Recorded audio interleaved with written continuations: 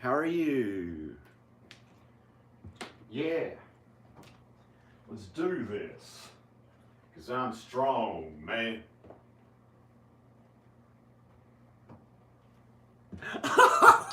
Hey, hi, let's do this. Because I'm strong, man.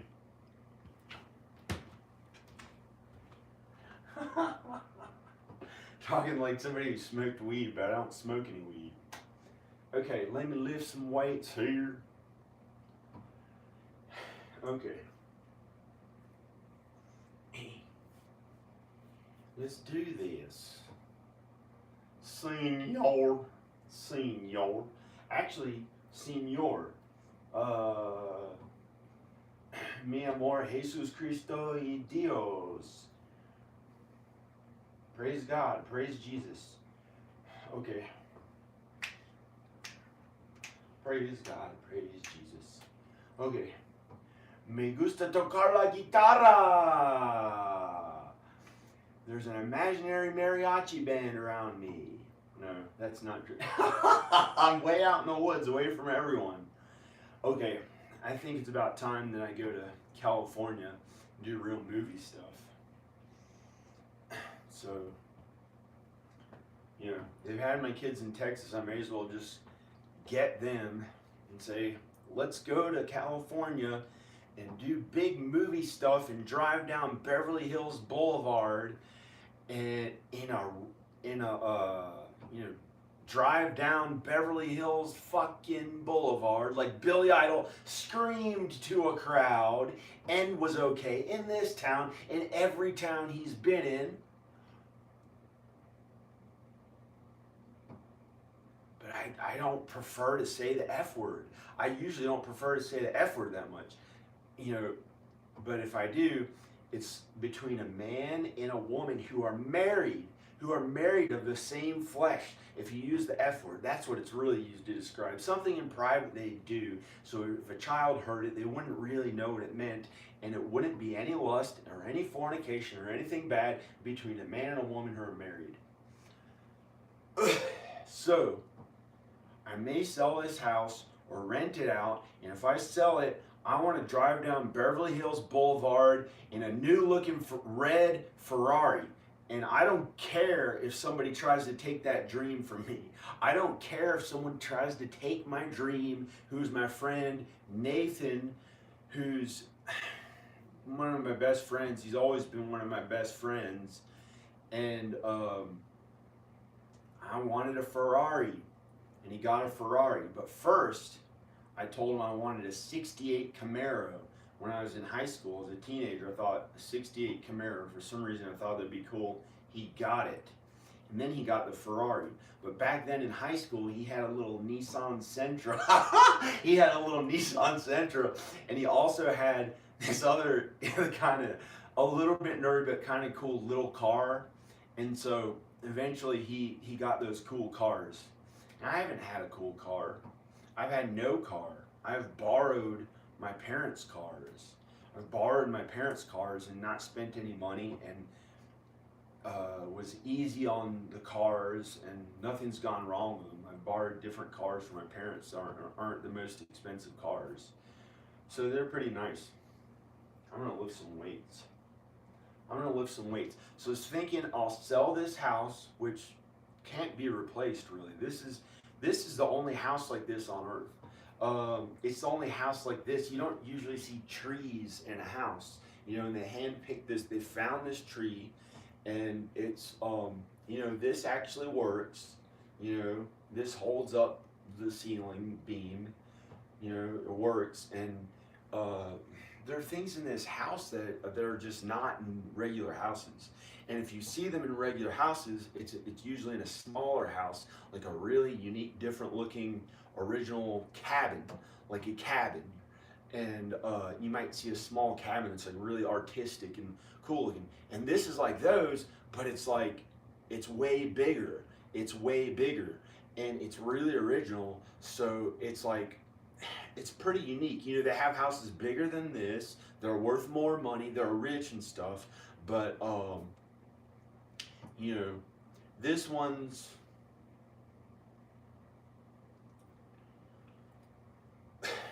This one is special. This is a pretty special house, but I may sell it because it's like something on earth. So it's like, a thing on earth, an earthly thing. You're not supposed to love earthly things. God and Jesus say you love people and God and Jesus. First you love God, then you love Jesus, then you love people. And you're not supposed to love earthly things. However, you're not supposed to throw away or get rid of your belongings. You're supposed to keep the good things that you have, like especially if you're getting ready for the tribulation, because it could, they say it could happen any day, but it's probably not going to happen for, like, you get a good faith feeling, it's probably not going to happen for a long time, for maybe, I don't know when it's going to happen, but I got a good feeling from God that it's not, the tribulation's not going to happen anytime soon. So that's not really that much of a worry, the end of the world, but it says to be ready at any time.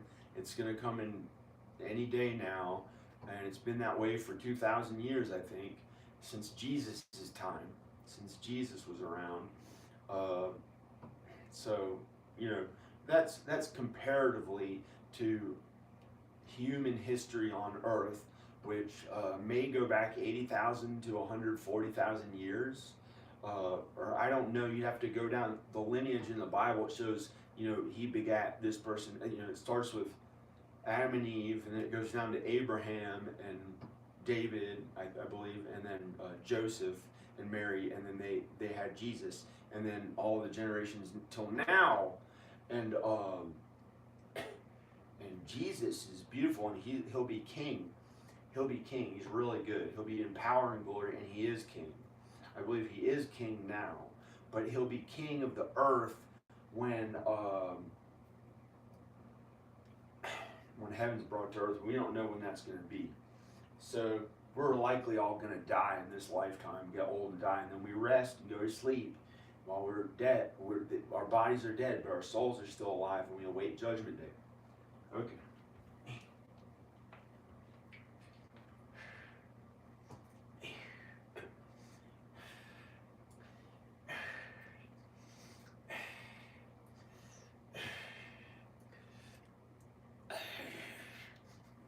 What was that?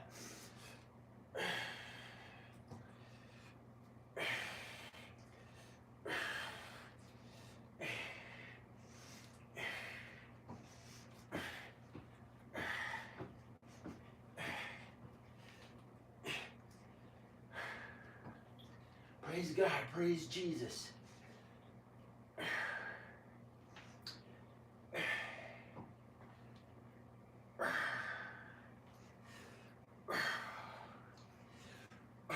Actually standing up for myself for once, instead of giving all the gains from my lifting to others.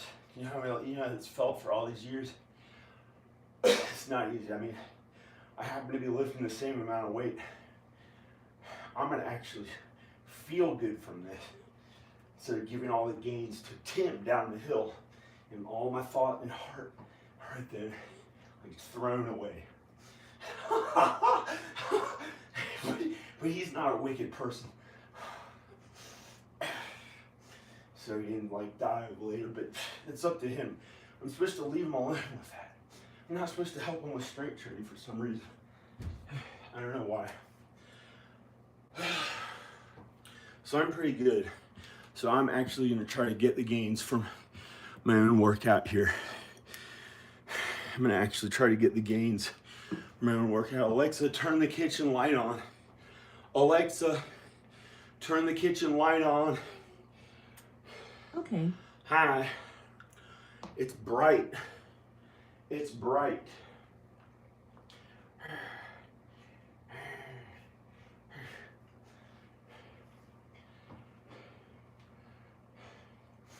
Beep-a-da-dee-da-doo-da.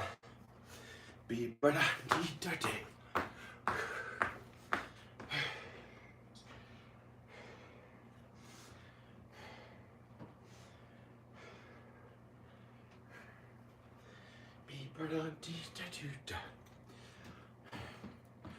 Hi. I'd like to actually get in better shape.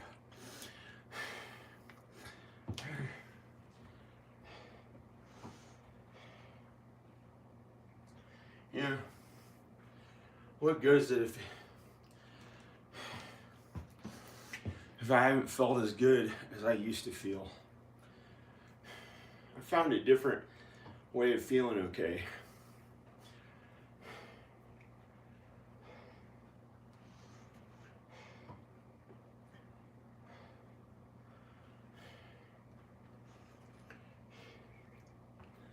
I don't put like all my effort into working out.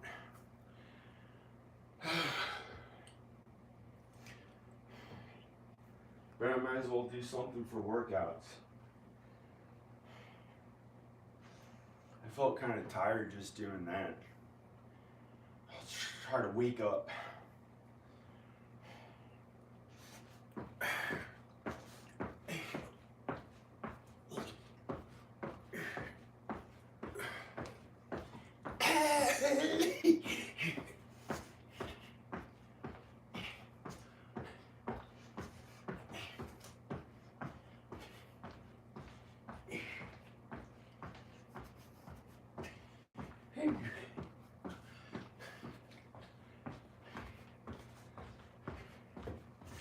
Praise God, praise Jesus. Praise God, praise Jesus. Hi.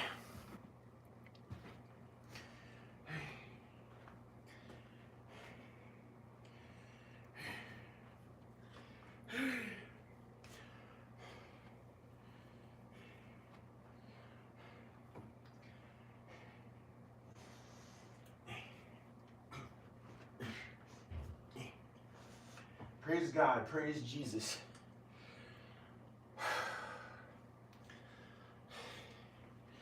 Maybe I can drink a water, or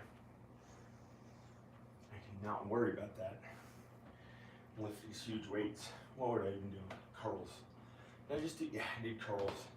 I warmed up with the 45 pounds. Try something different and fun. Try something fun. I don't know what. Going to California with Danica and the kids after I sell this house and get enough money to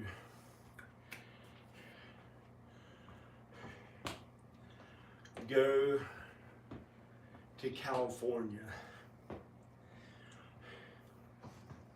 and get a huge truck that's really not a truck, because it's an SUV that has tons of seats in it, like a Suburban or something like that, that's reliable enough, any year reliable enough, kind of low miles, and put some giant wheels on it. Find one that already has pretty big wheels, so then if the end of the world comes, or there's an earthquake, or a fire, or snow,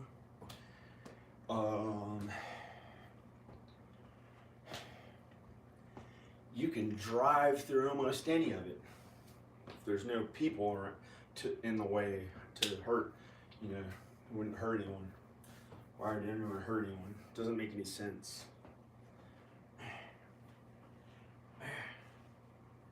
Hey. Deep da deep da day.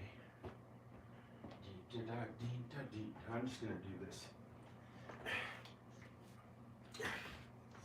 100-pound dumbbells.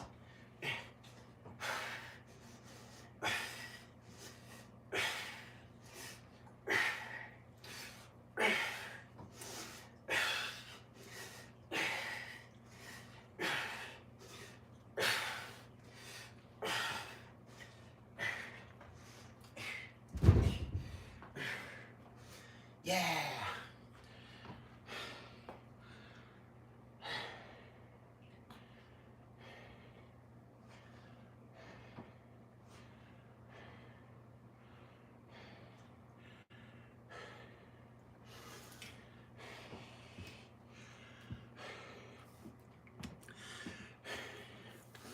Yo.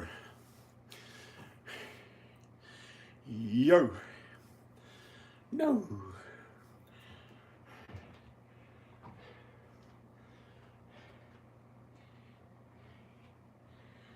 Dee da dee da day. Dee da dee da day. Dee da dee da dee da dee da dee da dee da. Jesus. My teacher in high school, you know, in junior high, she believed in me to be a really good drummer. She believed in me to be a really good drummer. She heard me play, like they did a test, but she believed in me. I finally understood later. Like I thought, you know, she had believed in me and said I was really, really good at I was really good at drums.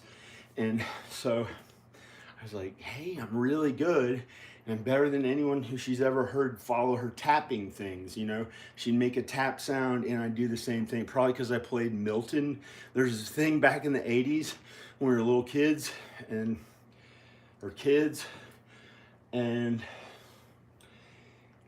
Milton, it would play these like and you'd have to do this thing. You'd have to do the same thing that it did. Praise God, praise Jesus. I hope it didn't do any weird ass devil crap. And and so it was this game called Milton, and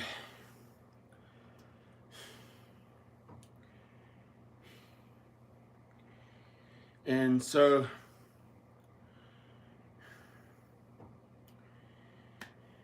praise God, praise Jesus. So I guess I was good at that game when we were kids. So when the teacher said to, you know, when she said to do this,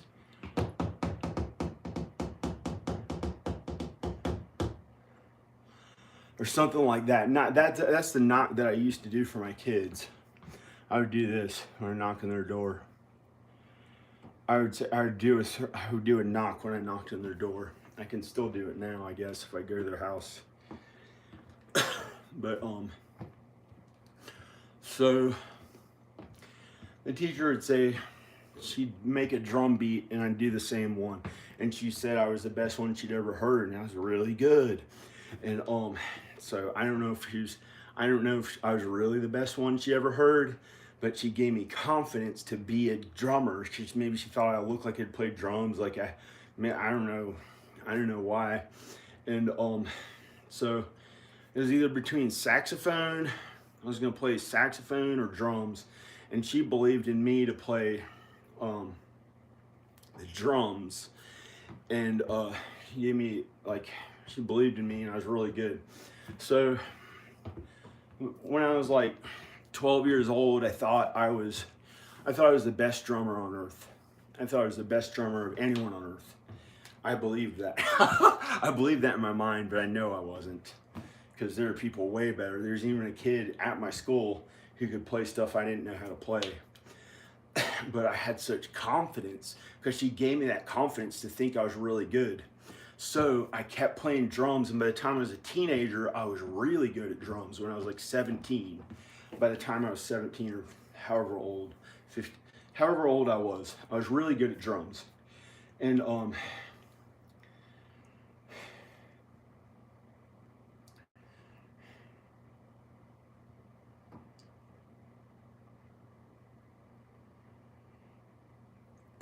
I was good at drums because someone believed in me, the nice teacher. And then I couldn't really find that people who were that good at music to play with that much. I wasn't satisfied with playing music with them. I thought they weren't good enough. But that's not true. Looking back, I know that they're pretty good at what they did, but I had such high standards that I thought they were like never really good enough. I thought that they weren't really that good. Like I thought that they weren't as good as I was because I thought I was the best. So I was like, and then I got tired of having to play drums for them, and I thought they weren't that good anyway. But some of them are okay. Some of them are okay, but I was like, why am I having to be behind a drum set and let them get to sing and stuff when some of them could barely sing? They could barely sing that well, but they, looking back, I think they're better than I thought. But it's just, you know, they were better than I thought, but it's like some of them didn't know how to sing, but they had the confidence to get up there and start yelling or talking and stuff. And I was like, why do they get to be the lead person in front of the band? And I was having to play drums for them, even though I was brilliant at drums. I was like really good at making it sound good. when I play with other people who play, I'm very good at making it sound good when I play with people who I get along with in the band. And now I realize that, even though they didn't really know how to sing and they just had the confidence to actually get up and do it, and I didn't have the confidence, but I felt bad. I felt bad behind the drums playing for all these other people, and I wanted to be the one that was singing, but I didn't have the confidence. So one day when I was like 17 or 18, but looking back, they're all really good. They're all really good. Even the ones who didn't really know how to sing, but they had the confidence to go yell or talk and kind of sing, they're okay. But because that teacher made me think I was better than everybody, I thought I was better than everybody, and they weren't really good enough to be worth me having to play my best for them or something. And I'm not like that anymore. Like, I'll play with anyone, and I can bring out a good ability in music in almost anyone. It's for God. If it was wrong, they can't do it. And so I believed in my kids to play music and help them to be really good at what they do. So I believed in them to be really good at what they do, at music and God's work and stuff. God's work. And so, but one day when I was like 18 or something, I packed up my drums in my parents' house. I just put them into this basement room, and I said, I'm not going to do it anymore because I didn't like where it was going. And then I had to go to all these colleges and universities, and I didn't really get to play the drums, and I had to be in dorms in small places and be around other kids or be by myself in a little cheap apartment and go to all these schools and study all the time. And the only way I could play drums was like on a desk, and I'd tap I'd tap with my hands on the desks and stuff. And so I learned how to like tap with my hands and make it sound really kind of good, but it's not drums. It's not real drums. Unless you play on a washing machine, it echoes just right, then you can kind of do it with your fingers. Like on a washing machine, it kind of echoes like that the metal, or those ones that are metal, like the kind of older washing machines that they may have new ones like that. They have new ones sometimes. They're that way. And so, but instead of getting to actually play drums in a band or sing or play guitar in a band, I packed up my drums, and at that same time I started going I went to school, or I started going to school when I was 17 or 16 in college. I was very young when I started college, the community college, and I started when I was like 17 or something like that. It was when I was like 17 or something or whatever. Because my dad started college early when he was 16 or 17. I think he was 17, but it was a long time ago when he went to college. It was like the 60s or something. It was the 60s, I think, when he went to college. And then after college, he didn't want to get drafted, and then and he went to graduate school, and then after all the graduate school, he got sent to Vietnam anyway. So I don't know. But I never had to go to war, and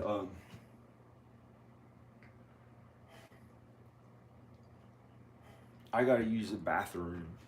I'm gonna take a break.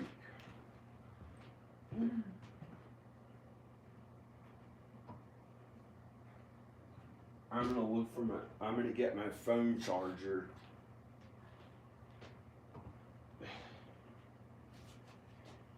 Don't take. Please don't take. Not take a shower and then film yourself right now. Please don't. Oh wait, no. I took a shower today, but I didn't shave. I think. I think I took a shower. Yeah, I took a shower, but I didn't shave. I don't know why. I don't know why. I don't know. Like those people who smoke weed. I don't know why.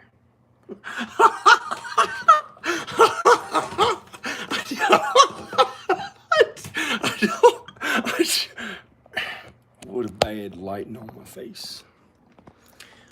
Changes. Yeah. I made a movie called Rednecks and had to actually respect rednecks instead of making the whole thing a joke. I had to be serious about it. I don't know why. Because it was kind of like, I filmed it, the first filming location I got. It's like one of the most southern places in all of America. Lexington. Lexington.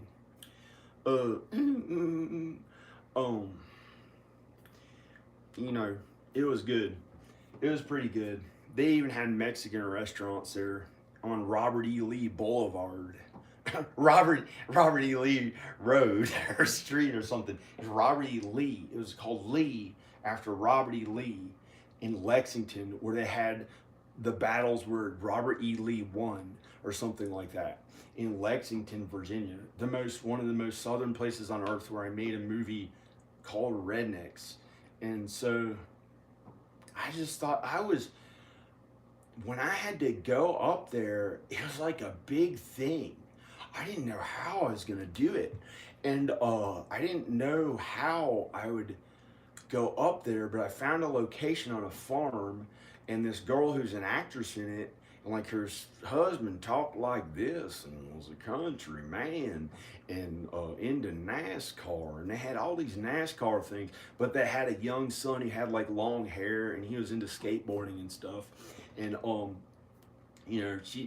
I don't know, but so I filmed at their farm or something, and that they rented or owned or whatever, and I didn't even think of it as a southern or northern thing. I didn't even understand any of that or think about that, but I was aware of it, but I felt good there. I knew it was Robert E. Lee Boulevard and in Lexington, but it wasn't one of my fears back then. And like when I was making the movie, sometimes I was acting like John Travolta with black hair, and like him when he was, he's from New York, and I didn't even think it was bad or anything. I just was my regular kind self, and I didn't I was a really kind person, and I filmed a movie, and so, and they're friends in the movie, and that was it. I kept asking Danica to be in it before I filmed. I wanted us to be the lead actors in it, so we could play the man and woman, female. We'd be the female lead and be in the actual movie as the stars. I kept asking Danica to be in it and play the lead role with me, and she would get angry and she didn't really want to do it. And so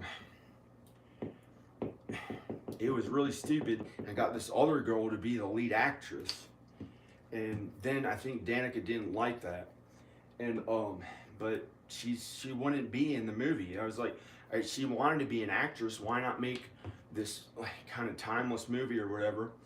But maybe she wanted to write it too or something, or I don't know. I don't even know why she wouldn't be in the movie.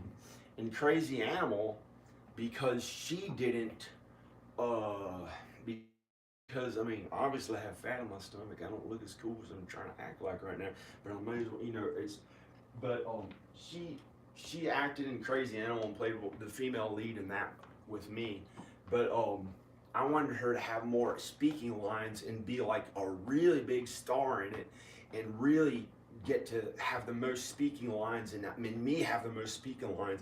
But she kept saying no and kept saying no, and she wanted me to like really put a tremendous effort forth. So maybe there's a chance I'll get my family back. I don't know. But she kept putting up a fight. It didn't make any sense because she went to LA to be she went to LA to be she went to LA to be an actress, but then when I made a real movie, and it was like, no one told me you're making a real movie and you're the actual star. I had to, like, I didn't understand, I had these big goals and dreams and motivation to do more with my life, and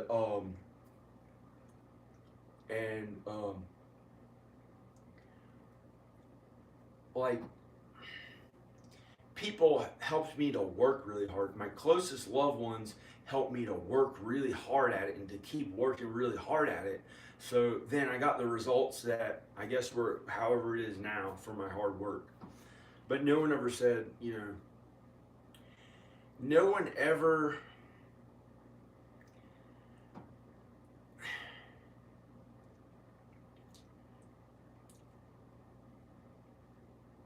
I don't know. I don't know. I don't know. I don't know. No one ever believed in me as much as I believed in my kids, but they believed in me more than like anyone else's family. They loved me in the ways that they're able to, but they couldn't. Somehow God had them believe in me in a way that was better for me, and then it was better for me, the ways that they believed in me, and for some reason, I believed in my kids. Like, we had a special ability for them to go huge at stuff, and they went really big at stuff from a young age, and they actually did. When you looked up my son Rowan's first name on YouTube, he had all the top search results, more than Rowan University, the professional skateboarder Rowan Zorilla, anything Rowan, even Rowan Mr. Bean, the actor Mr. Bean. My son showed up way before any of them on YouTube, but that was just on YouTube. And he have to do a last name search of him too to show up on Google. They didn't show up as much on Google, but I put all that effort into him having like big earthly things, like things on earth, because then I thought, it would be okay for them. And I was kind and godly and Jesus-like. I never got them to be mean that I'm aware of. I never wanted them to be mean, and I believed in God and Jesus too. But then when they went to Texas, away from me to believe in them and to believe in Danica on her channel, Rowan started getting a little heavy. And he was a star. He was a famous celebrity. He had 400 million views. 400 million views. And so that's more than Steve-O, I think, has right now on his channel that he works so hard on YouTube. But, my son didn't get any money for it. He acted in the videos for fun. And so, and it was just on YouTube. Steve-O made like maybe millions of dollars in other stuff that he did. And but my son has more views than Brad Pitt does on YouTube. And my son has more views than Tom Cruise. My son has, this is on YouTube, my son Rowan, and maybe, I think Ivan too. Rowan was like a little more popular, and Ivan was really Jesus-like and kind. And he took a lot of like little brother stuff, and Rowan got most of the attention. And it wasn't easy for Ivan, but he was really kind and good. He was really kind and good, and had some difficulty but he always had his health. We always believed in him with his health and to be okay. And he was really Jesus-like. And Rowan was good too, and still is good. And they're good now. They're older now. They're not they're not tall, really tall, tall. Like I'd show them pictures of I used to show them the pictures of like the tallest teenager in the world, the tallest teenager in the world. He was like really tall, tall,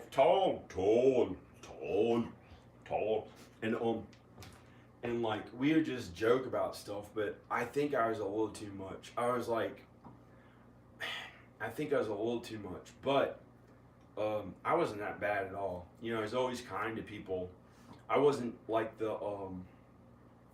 I wasn't that bad. I know I wasn't bad, and I raised them about God and Jesus. But then they went to Texas, and when they went there, they got kind of made into like they got humbled a little bit. But Ivan,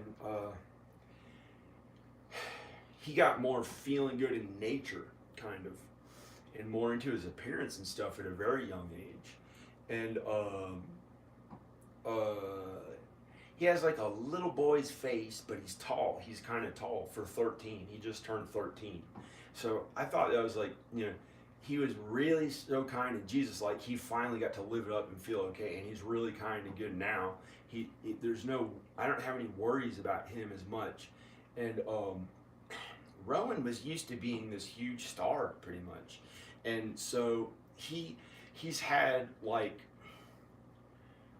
he doesn't like really know what to do, and they keep him in his room and he walks around the house, and sometimes he does fun stuff. He goes to the gym and works out, but he's not really that strong because he's a teenager. He can't really get that. Teenagers usually don't get that strong, but he works out with weights and stuff, and he was like me because he saw me working out with weights, so he worked out with weights. And hi.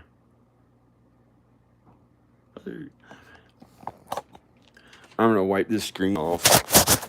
And so, hi. I think there's actually something on the lens. Great. Now he makes it look better.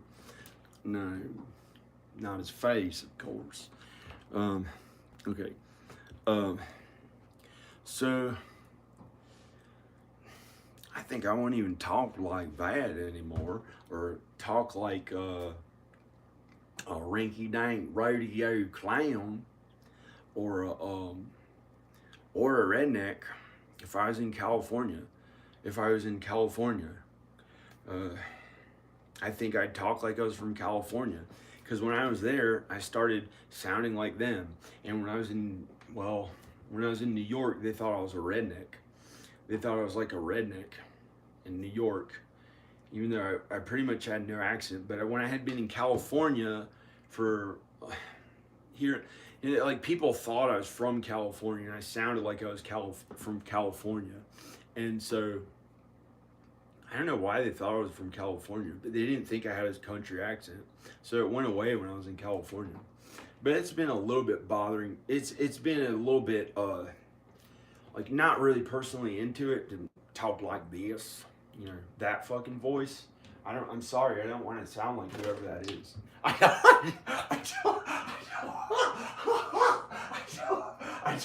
don't want to sound that way. And you know, I don't know. I literally had to make a movie called Rednecks and, you know, stand up for rednecks, like real rednecks, instead of just making a joke about them, how stupid they are, or something like they're dumb as shit, like shit, I don't know shit, or something like that, like a New York Yankee doing it. Like if I was in New York, I'd be like, shit, I'm a Southern man, get me out of here, or something. But I don't know. I've never been a Southern man really, because I'm too Italian. So I don't even know. I don't care. I obviously don't look good enough right now for anyone to give much of a shit. I gotta piss. No.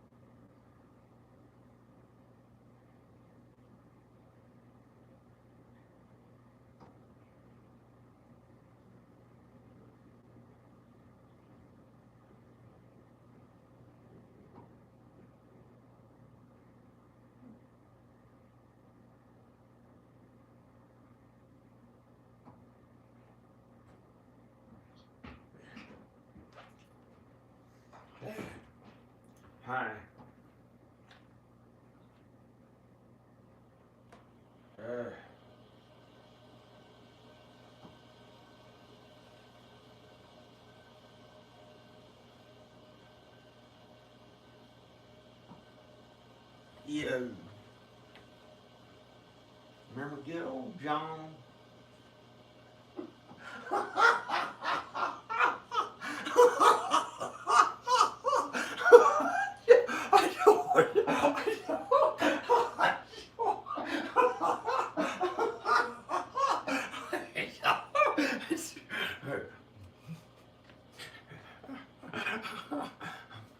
Remember good old John when you knew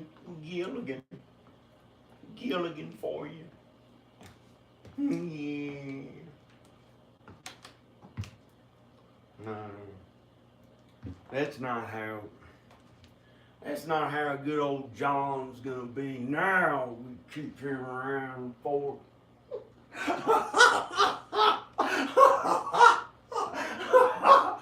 Your skinny Gilligan John came back from L.A. and we keep you around at our cheap ass house. My dad owns. You can stay there now, since you. That's why I think you'll end up being like Gilligan, a little skinny too, for thinking you're strong.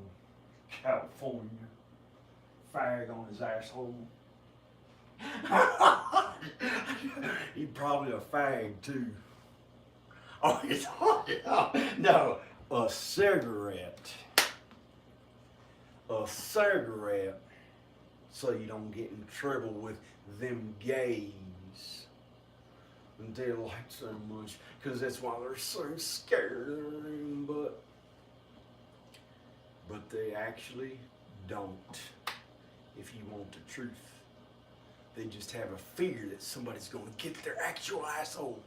They think someone's going to get their actual asshole, and it drives them around. They drink a bunch of coffee, they're shitting stuff out, and it makes them feel a feeling on their asshole everywhere they go. Is somebody going to rape them? And then they start being mean as shit. And fuck you, I hate gays. And then,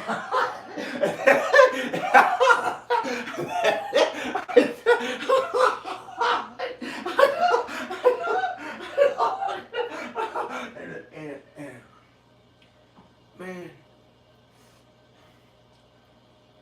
and then one guy named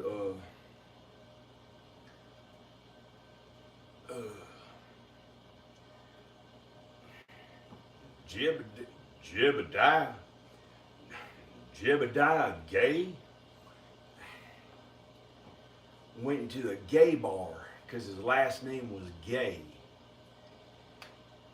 And he went crazy. I ain't gay. And he took a machine gun and shot the shit out of these real gay people in a gay bar because he was worried about his last name being gay. I don't know what the heck. I don't know what that even means. So, who cares? They're not gonna get your butt. There's nothing they're gonna do to ever get your butt. Okay? If anyone is homophobic, this will cure your homophobia. Because I too became like them. I had to become like those homophobic Republican, or not Republican. I don't even know what Republican means anymore. But I don't care. And I don't really know what it means. But I don't care what liberal or Republican means for that stuff, because it's not really real. They try to rile you up, or they try to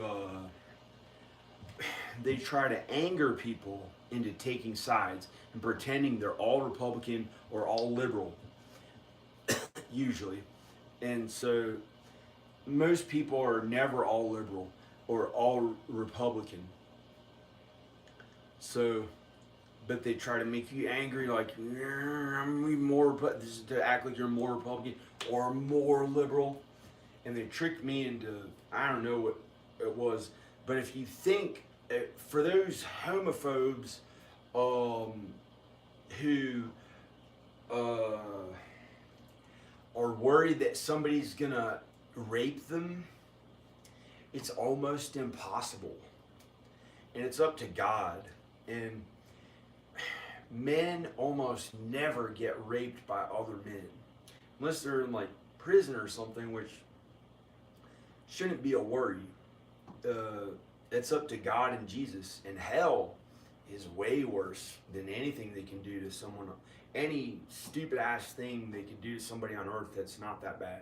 It's kind of bad, but not that bad. If it was that bad, you'd go into a shock and die. You know, it's not going to be that bad. And Jesus would bring you to heaven for all eternity, a very real place. You'd be in heaven for all eternity. And if they did that to you, and you're an innocent person, I think you're almost guaranteed into heaven. But I don't know. God will judge you. I'm not supposed to judge you.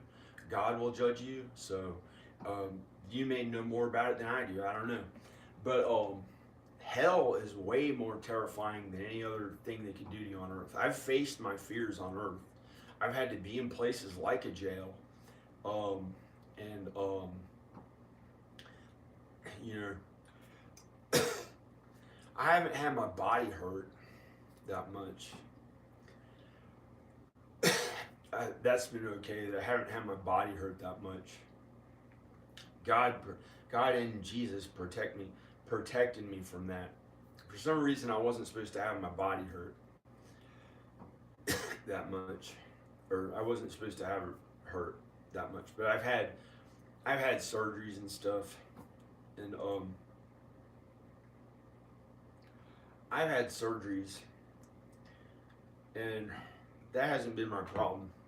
You know, when I was like a little kid, I had a surgery or a few surgeries here and there, and that was never a problem. When I was a little kid, it was like a good dream, almost like heaven, and I had very good looks, a cute little, I guess they called it like a cute little, well, I had a cute little nose and good looking features, really good looking features. My eyebrows naturally looked really good.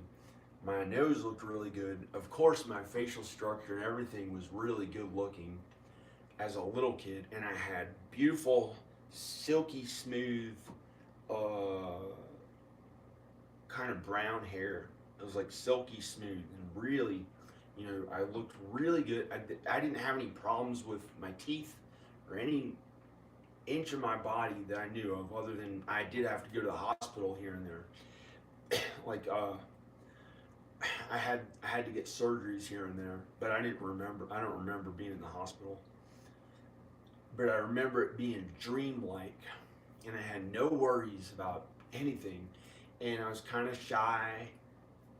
It was like it was in a dream, or almost like heaven. But I know it's earth, it's not heaven. But it was like a good dream. It was like a good dream. All my early childhood that I remember. And it was almost like heaven, but a good dream. And everything was so good. I never thought of sex. I didn't know what sex was. I didn't know what sex was at all. I just remember being in places where my parents left me at a daycare, sometimes with my parents. I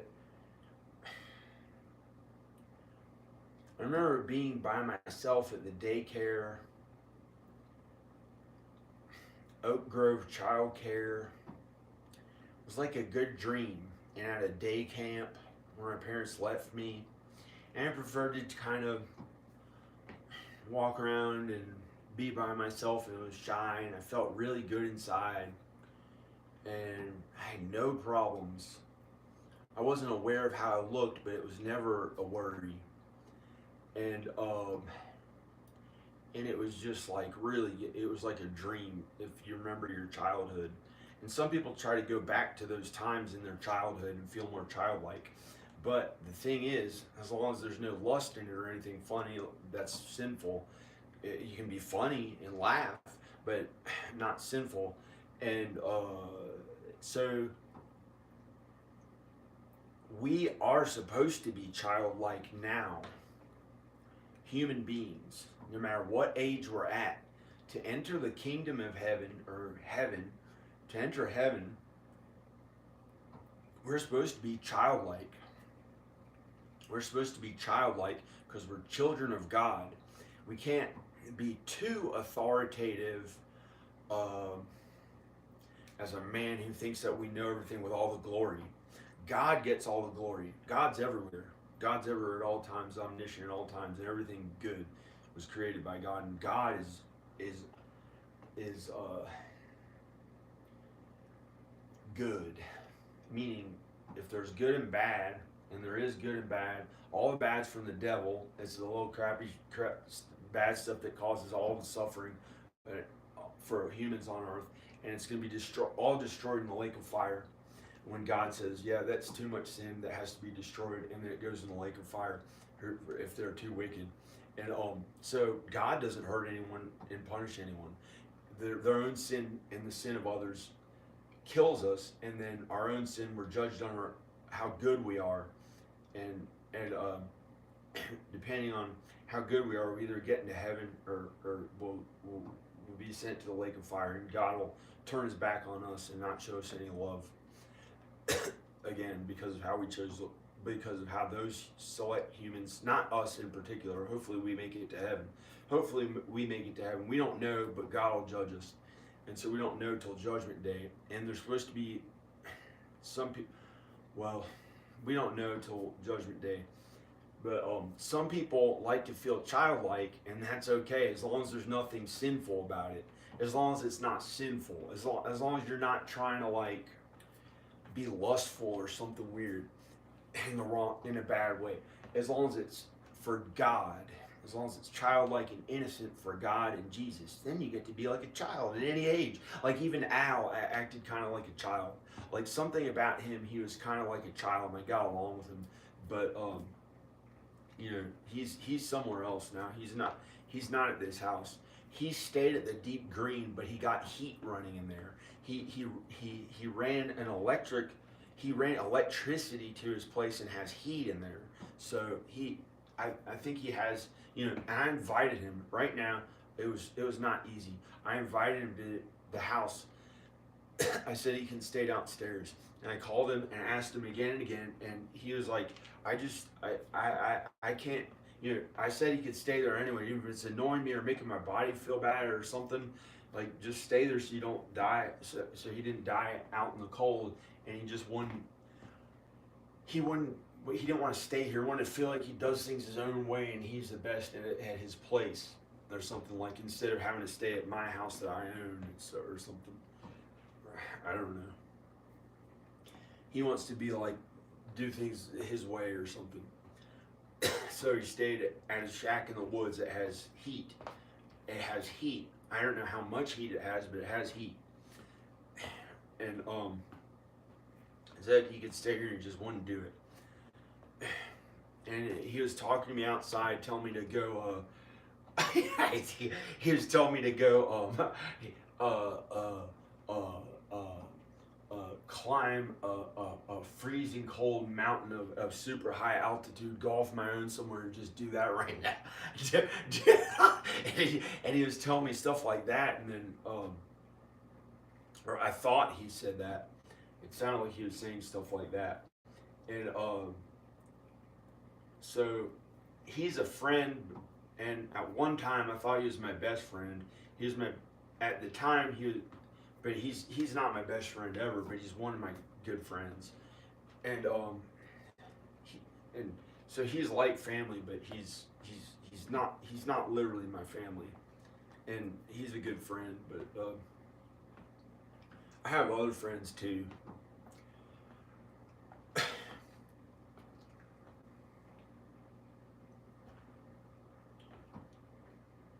And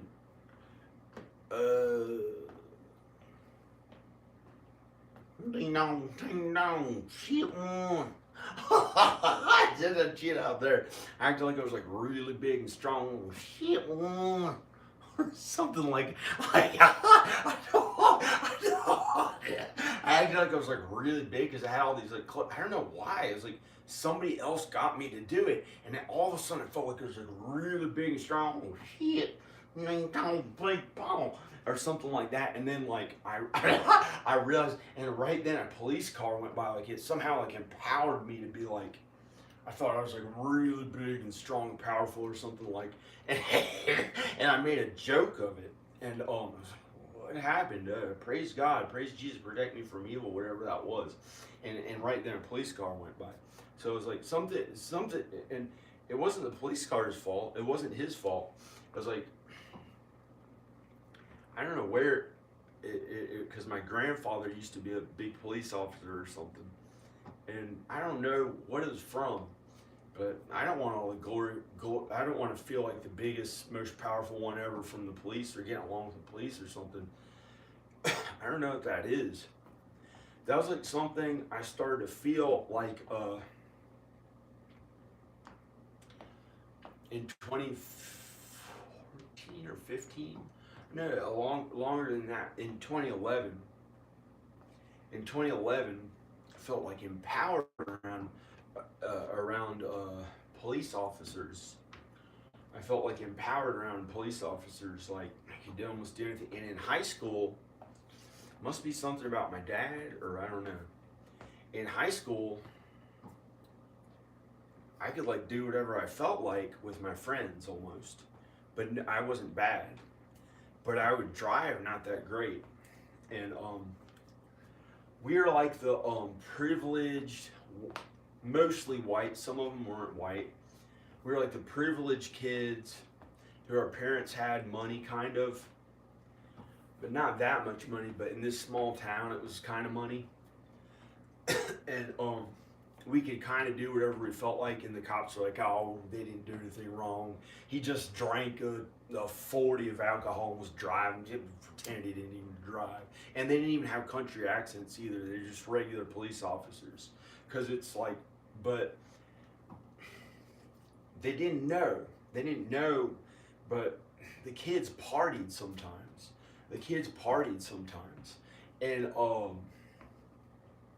And I was one of those kids who they made me think it was normal. And so for some reason I almost never got in trouble. I could do like anything I felt like when I was partying, which I never did any heavy drugs, but it was like our parents dressed normal and had regular haircuts, and they had nice regular clothes, and they had jobs that they worked hard at, regular jobs like teachers or regular jobs, and they kind of made more money, and it's like we thought we were invincible. And there'd be people who went like 100 miles an hour in cars and stuff. Or they'd drive the back roads at like, I wouldn't do any of that now. And my kids know it's bad. Because Danica was different. Danica's family was different. They didn't do any of that stuff. But she drank here and there and never tried marijuana. She didn't even try marijuana once in her entire life. And she never drinks anymore. She literally drank probably 10 times or less, maybe less than 20 in her entire life. So and she didn't do anything wrong against the law, but I didn't know until later that I realized that she had sinned a little bit, and I could see what she had done. So I'm trying to help her be a better person and not sin as much. And I've done that the entire time. I talk to her every day, and I know she's a better person. So she's a better person than she was, and they're all better people because I've been there for them every day. From this limited communication, 1,000 miles between us, so it's almost like, well, I still have my sight, my hearing, all my arms and legs, my body, my health. I have my health, but my closest loved ones were taken there. So it's been like God stopped me from having the good times that I got to have with them all the time, where there were like never any problems. And and made it more difficult, but I still love them so much. So I had to, my communication was limited with my closest loved ones who I didn't stop loving. And so I could communicate with them, with, I could show up there in person. Like I might go there for Christmas, but, I don't know. And, so I started worrying about shit like somebody hurting my body, and I went back to my old ways. Like if I used to think that anything hurt my body a little bit, I think it was getting way stronger, way stronger. And I haven't done that in like 7 years or something, or five, since 2018, when I still use my old ways of strength training that got me this strong. What I would do was, and this is what you can do if you're strength training. It doesn't really help if you're not doing weights, but it makes your body really strong. Every joint, every bone, everything about it way stronger and healthier, and you can start like being really athletic. And this is the way that you think about it, is that if anything hurts your body, it grows back stronger. It grows back stronger because literally when you do strength training, the theory behind strength training, why your muscles actually get bigger and stronger, is because you put strain on your muscles. You put strain on your muscles, and it causes the muscle fibers to tear, and they're slightly injured, and they tear. And then once you do the workout and it tears and somewhat damages the muscle fiber, then you rest, you take it easy. You're of course working at some other fucking thing. Sorry, and it hasn't been easy. And of course, always working for God, and you're not saying curse words, and you're doing God's work the entire time. But just for the strength training, if you want to get better and healthier and stronger at almost any age, which doesn't matter, like your soul matter. Your soul is the most important. So you should be kind to others. You should be kind to others. But the idea that I had back then was that when your body gets damaged from the strength training, instead of thinking about a joint hurting or something on your body hurting from the pain, any pain you may have, to diverting that pain. And this is what I taught. This is the theory that I used after talking to many doctors and physical therapists and people who helped me to get out of the bed from being bedridden as a young man, working so hard at editing. I taught myself how to edit or whatever. And so I weighed 130 pounds, and this leg was so weak. And it was, I could barely walk to the bathroom, so I peed in a cup. And I laid in a bed and worked at editing most hours of the day. That's all that I was pretty much doing. That's it, pretty much. And so I did that for 9 months in a bed, and my body got down to 130 pounds, and this was as a young man. And then I had to learn how to get stronger again, and I had to go to physical therapy. And at first, I could start walking. And so I learned how to start walking, and my back hurt because my legs had gotten so weak. If your legs are weak, you're probably going to have back problems. That's a way to get rid of lower back pain, and probably most back pain is by strengthening your legs and strengthening your muscles, and then it makes your midsection small. It makes your stomach smaller. Right now I've just been laying in the bed, not working that hard at working out. This is just how I look or whatever.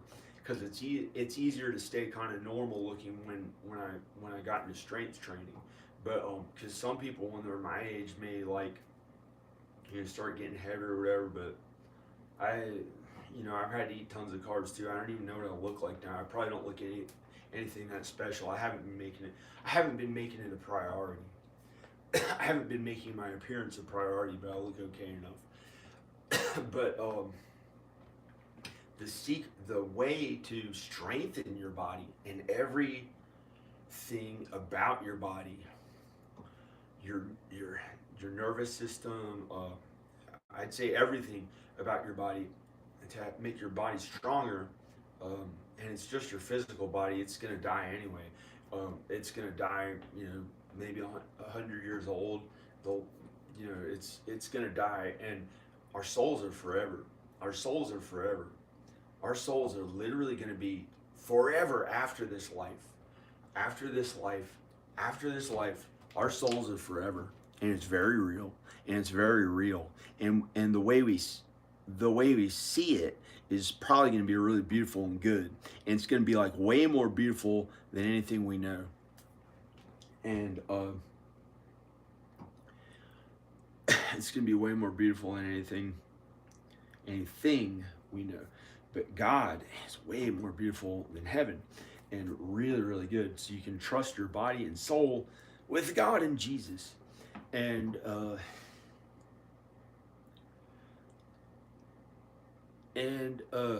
your soul's forever. So that's most important. But if you've suffered too much, it's okay to be kind to yourself again. It's okay to be kind to yourself again. And so when I had been bedridden, teaching myself all the editing I do, I was bedridden for 9 months, and the way I strengthened my body was through strength training. And I kind of like, instead of worrying about the small pain that I had and thinking that I had to keep resting so it would get better all those months, I started thinking I've got to start moving even if it hurts a little bit. So I started, if there's any pain, slight pain, it wasn't real pain. It was like a thought of pain. And I would divert it in my mind to the muscle. And I'd make the muscle bear all the brunt of any pain, or that wasn't really pain. It was like something like pain, like and I, like anything bad feeling in my body. Instead of thinking in my mind, oh, it's that joint, yep, and it's stuck that way, I would make the in my mind. I thought it was in my mind, but it was, I don't know how it. This is how I would do it. Instead of thinking that hurts my elbow, I'd think about it going to the muscle, and the muscle took all the brunt of stuff. Without, you can't do too much muscle. You have to study it and learn more about strength training, and then that's the best way everyone works out nowadays. But some people are skinny, some people are they just choose to be skinnier, or I don't know, some people are a little heavier, skinnier. It doesn't matter that much. I don't know.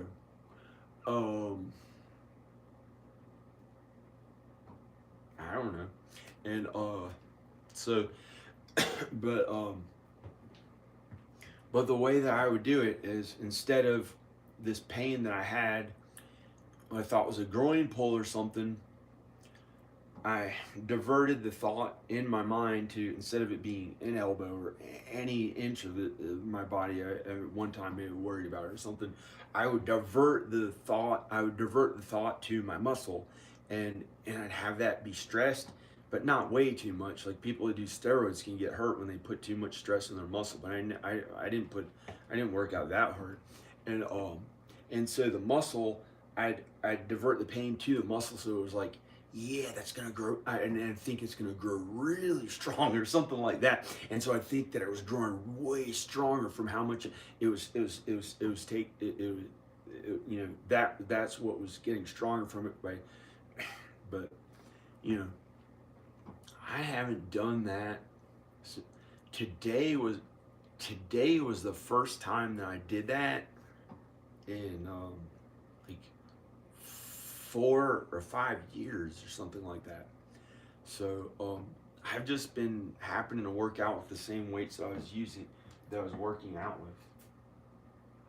Those lighter ones, and here and there, like once every week or 2 weeks, I would lift the really heavy ones just to keep the same muscle on. And sometimes I only work out those lighter ones I can just pick right up. They're not that heavy, but sometimes they feel pretty heavy.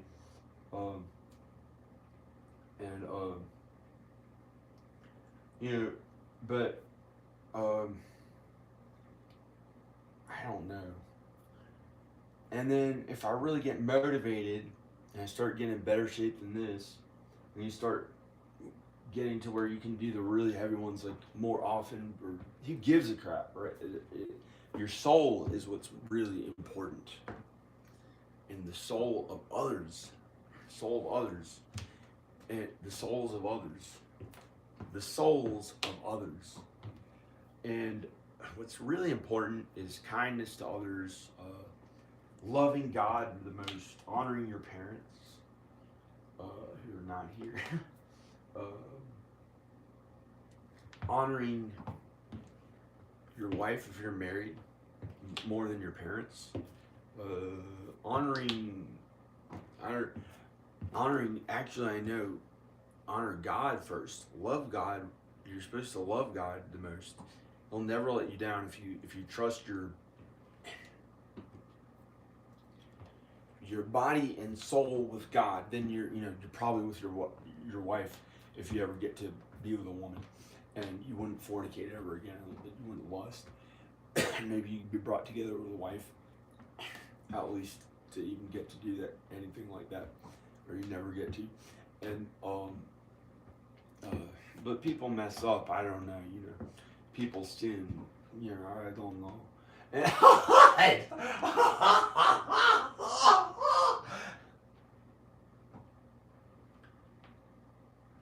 Dude's crazy as shit. That dude's crazy as shit. Like somebody, I went to. Never mind. I'm out of here, y'all. I'm tall. Wait, here's what I was trying to do. I'm tall. Wait, I don't know.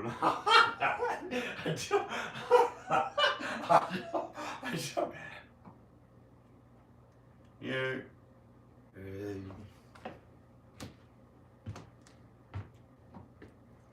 I don't know what I would do in California. It's just that I have to work to pay bills, or I would just be here forever, unless God doesn't want me here when heaven's brought to earth. And heaven's brought to earth.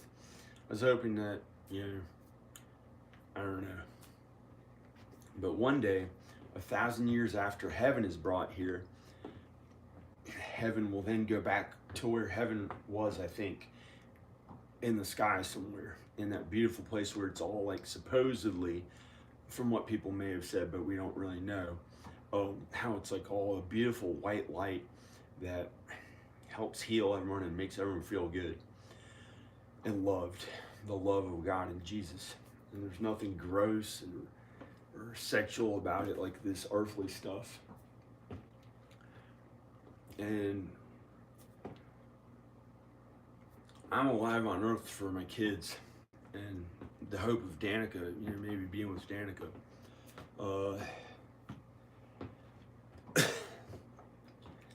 And maybe I'll get motivated to actually do things I like again out there. Other than I stayed at home and had to work on this house. I had to do hard labor. I had to work at hard labor. And I wasn't thinking, I didn't know how much money it would make. At first I thought it would make money. I had plans of making some money with it, enough so I could go to California and work at the stuff I wanted to be with my wife and kids. It was constantly God's work is what everything is about. God's work, working for God and Jesus.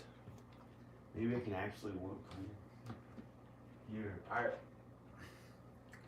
I think I'm like heavier than I used to be, pretty much. I'm not fat, but I guess I look good enough, buddy. I don't know. But I'm gonna get old probably unless I die first. But I've got a problem. I have a little bit of a problem that I've been here in the woods for 6, whatever.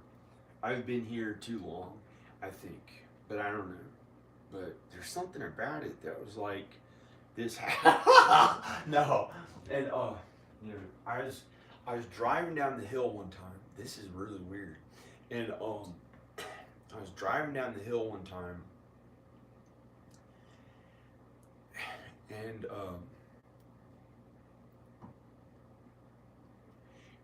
I left this house. I was sitting in a chair, and I was looking at the house, and I hadn't thought of it in this way since I had moved to this house, and it was a little creepy and scary sometimes at night. But it got so beautiful and good here that it was never anything to be afraid of. And it was from the neighbors, and they were kind of that way too. And I never had neighbors this close, this friendly and kind and good. And but I argued with these two neighbors a little bit. They're close to me sometimes, and that was a mess up of mine. And I was here for a few years before anything like that happened. It was so beautiful and good here.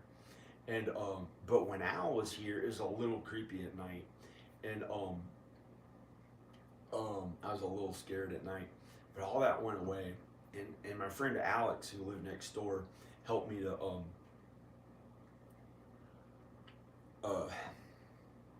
never worry about fighting any animals.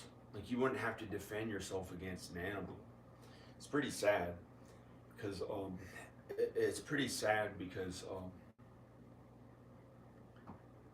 then it got a little bit mean again towards animals. I thought I'd have to defend myself with a sword again because a pit bull ran at me. I don't know why. I didn't even know it was a pit bull until I just realized that's why he was kind of that way. But like, you have to act like, I don't know. I guess you're just kind to them and get to know them or something like that. And you're kind to them, and then they're nice or whatever. And just, I don't understand why someone would want an animal to frighten others, but I think there's a little bit of that, and why people get those kind of dogs that are like to act like they may kind of be frightened, like to protect them. Like, I don't know, why would you ever want? Who would hurt you? Like, you know. But I don't understand it. But the guy that moved next door has a pit bull or something, and I don't know, something about that. I just didn't. I don't know, and I don't know. And so I try to get along with the dog and be nice to it, but it's like something I don't want to think about that much. But when Alex was there, he had a little kind, nice dog. He had a nice, kind dog that was good and nice.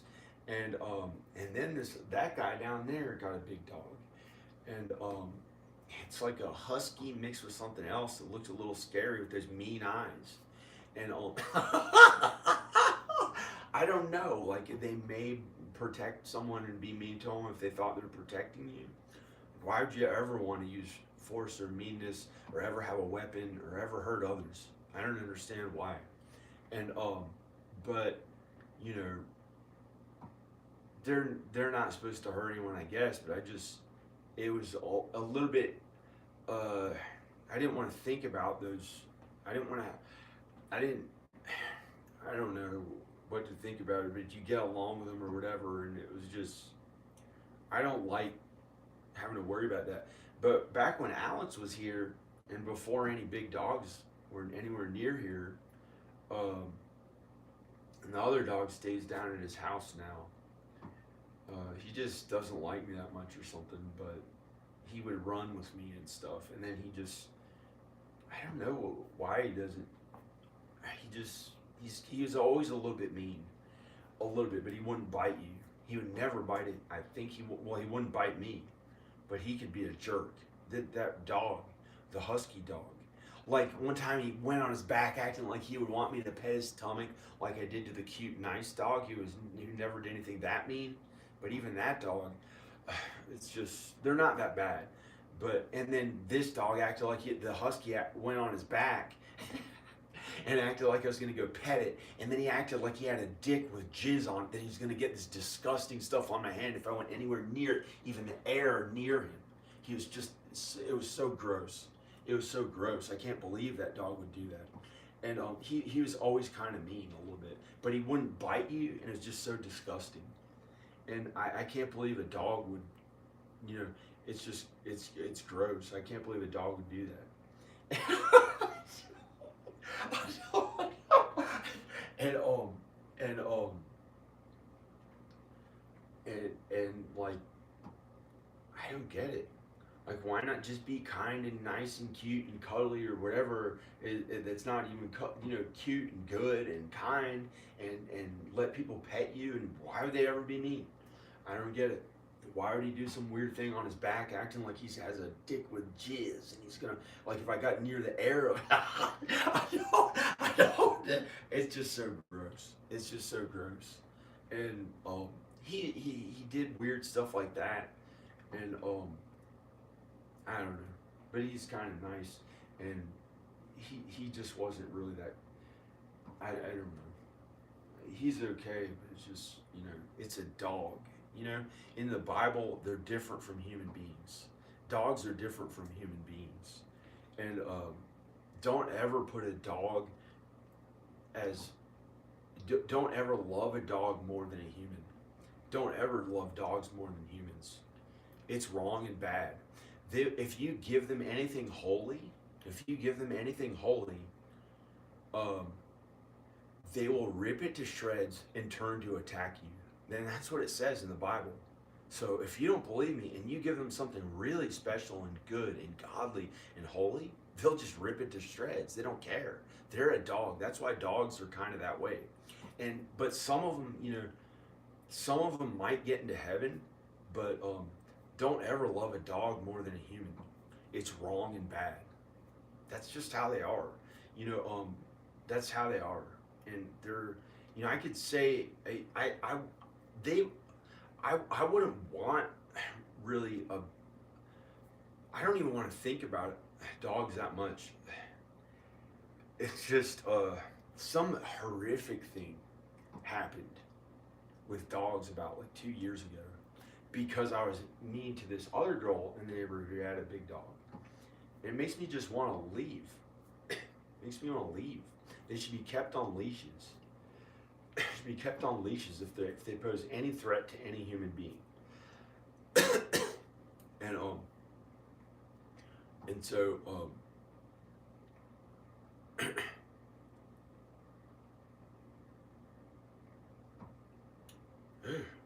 just gross.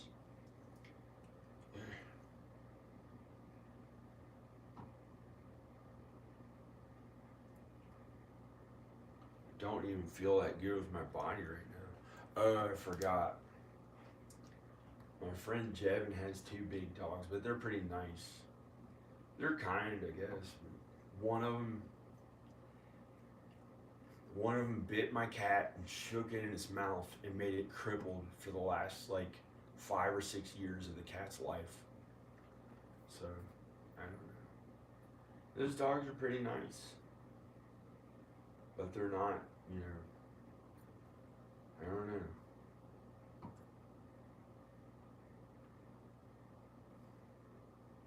But the cat lived to be 20 years old, so it didn't kill it, but it limped for the rest of its life. And I don't know why Corey let those dogs into my house that he was renting from me. I don't know why he let the dogs in when he knew my cat was there. I don't know. He's my friend, but I don't know. Who cares? They're beasts. They're different from human beings. They're actually different from human beings. But God created them. And some of them make it to heaven. Some of those dogs make whatever. Not that one, that's gross. But some animals make it to heaven. But they're different from human beings. A dog and an animal is a beast. They're beasts. They're beasts. And notice how God also called the devil a beast. That's awful. He doesn't even deserve to have his angelic form anymore. His form has been bent and corrupted.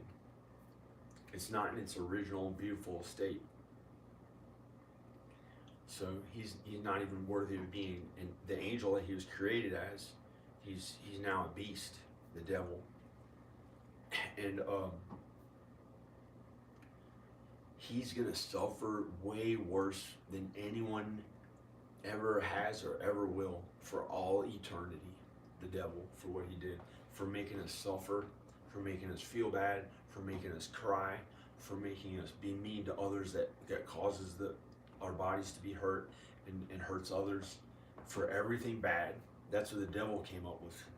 What a cool original person. What a cool original, you know, he's not cool. He may be cool in a bad way. He may be original in a bad way. He came up with sin. Stupidest shit ever. Not to mention, you know, it's actually fucking stupid. Because why would you want to do that mean shit to others that's going to come right back and hurt yourself, and then he's going to suffer for all eternity. He had eternal life in heaven, and he chose to do this dumb shit that caused his life to be ruined for all eternity and suffer and torment, unimaginable suffering, and the worst of the worst feeling ever for all eternity. That's what he chose. It's fucking stupid. And not only is it fucking stupid, but it's horrifying and bad and scary. Because some of those wicked people, they can try to corrupt your soul. And if they trick you into like being afraid you're gonna die, or being afraid your body's gonna be hurt, or if they do something to your mind to deprive you of sleep and trick you into sinning more, and then they get you to sin way more. If they get you to sin way more, you can never let them corrupt your soul. That's the one thing you have to protect from those wicked people or the devil or demons, is to protect your soul from them, so they don't get you to sin more.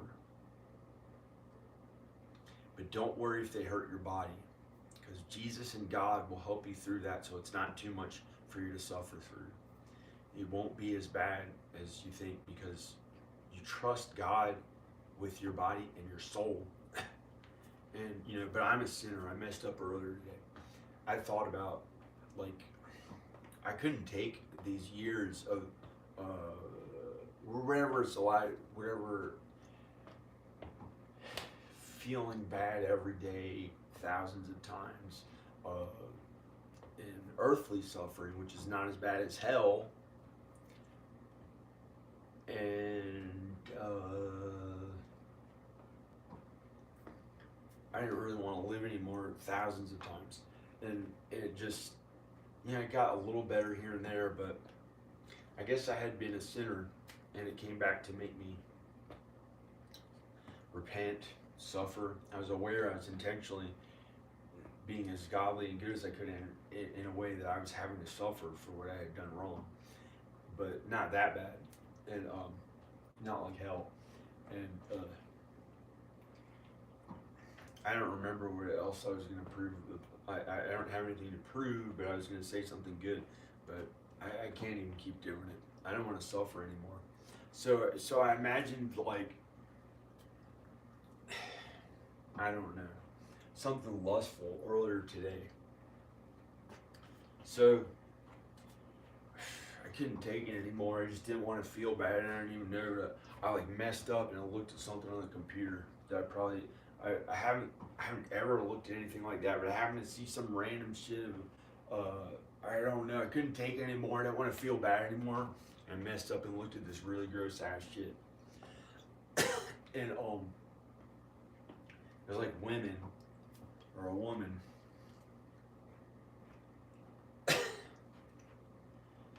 and it was just, I didn't even care. I just didn't want to feel bad and suffer another day when it's been this way since on and off since like 2015.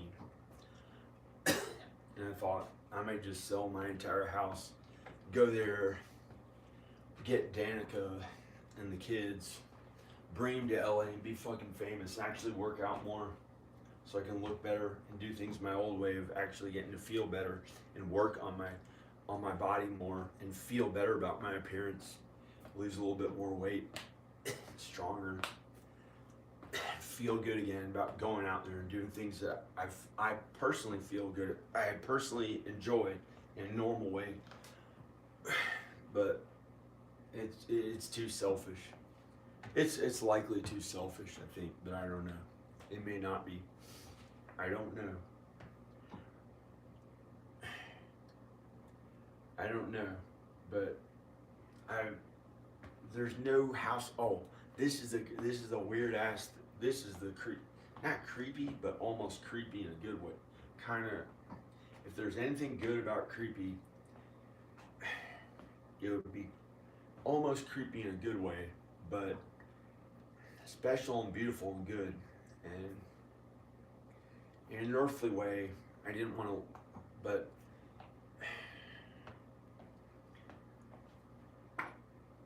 something about this house, I just didn't want to leave it. I don't know. But I found God and Jesus on that couch.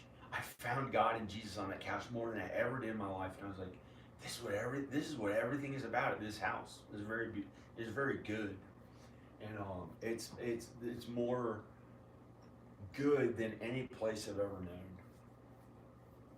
This neighborhood, in this house, in this mountain, but this neighborhood and this house, something about the suffering and the work, there's so much work until there's more work and suffering to create like a film.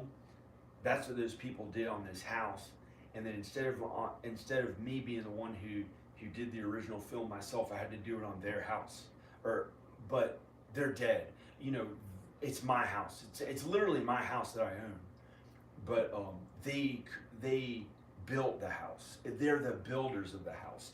They're the ones who made the house, and I renovated it like my dad does the homes. And so that was one reason. But there are so many different. There are good reasons.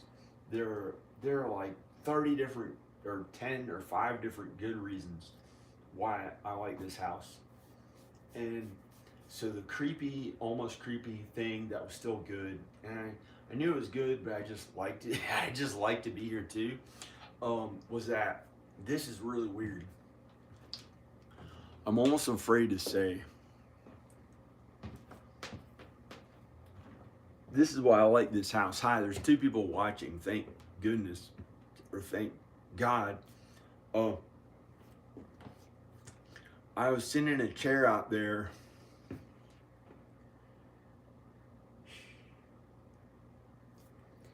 And this is something I didn't like. This is something I didn't like, was that I was sitting in a chair out there, and I looked at the house, and I like put my head kind of sideways looking at it, and all of a sudden everything started to change. And I was looking at the house in the chair from a different place where I usually sat, and it like went back to, it felt like it was centuries old.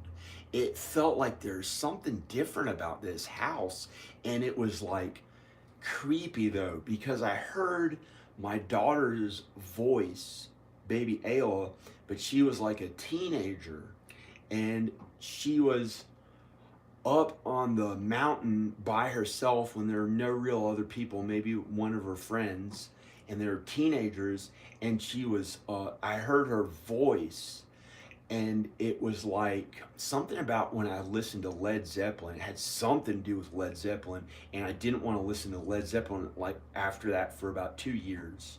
Because I used to listen to Led Zeppelin about my friend Jevin. I listened to it on headphones in the sun here, and it made me feel so happy. It was this album we used to listen to, Houses of the Holy. Houses of the Holy. And on the album cover, it has these little girls who, like, they're naked or something, but there's nothing, I guess there's nothing sexual about it. It's just kids. Like, they're artistic, and you don't see any private parts. And there's never anything sexual about it. It's disgusting, and it's gross to think of anything but there are these innocent girls on the cover, and it's House of the Holy. I never even thought about the album cover, but I listened to House of the Holy with my friend Jevin going to Smith Mountain Lake one time when we were like teenagers or something, and and I really liked that album.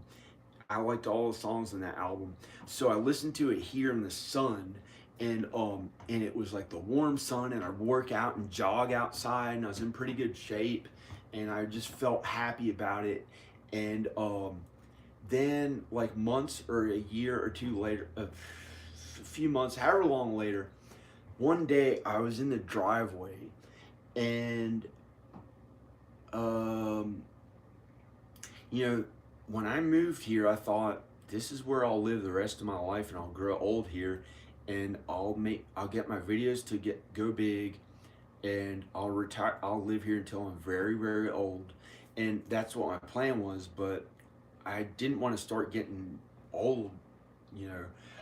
So I may have to go out there in real life more often, because I think I've been here a little too long. But I don't know. But I think I'm gonna stay. But I don't know, because it's gonna take a while for me to get old. But the people who lived here lived to be like Inga, the old lady, lived to be 103.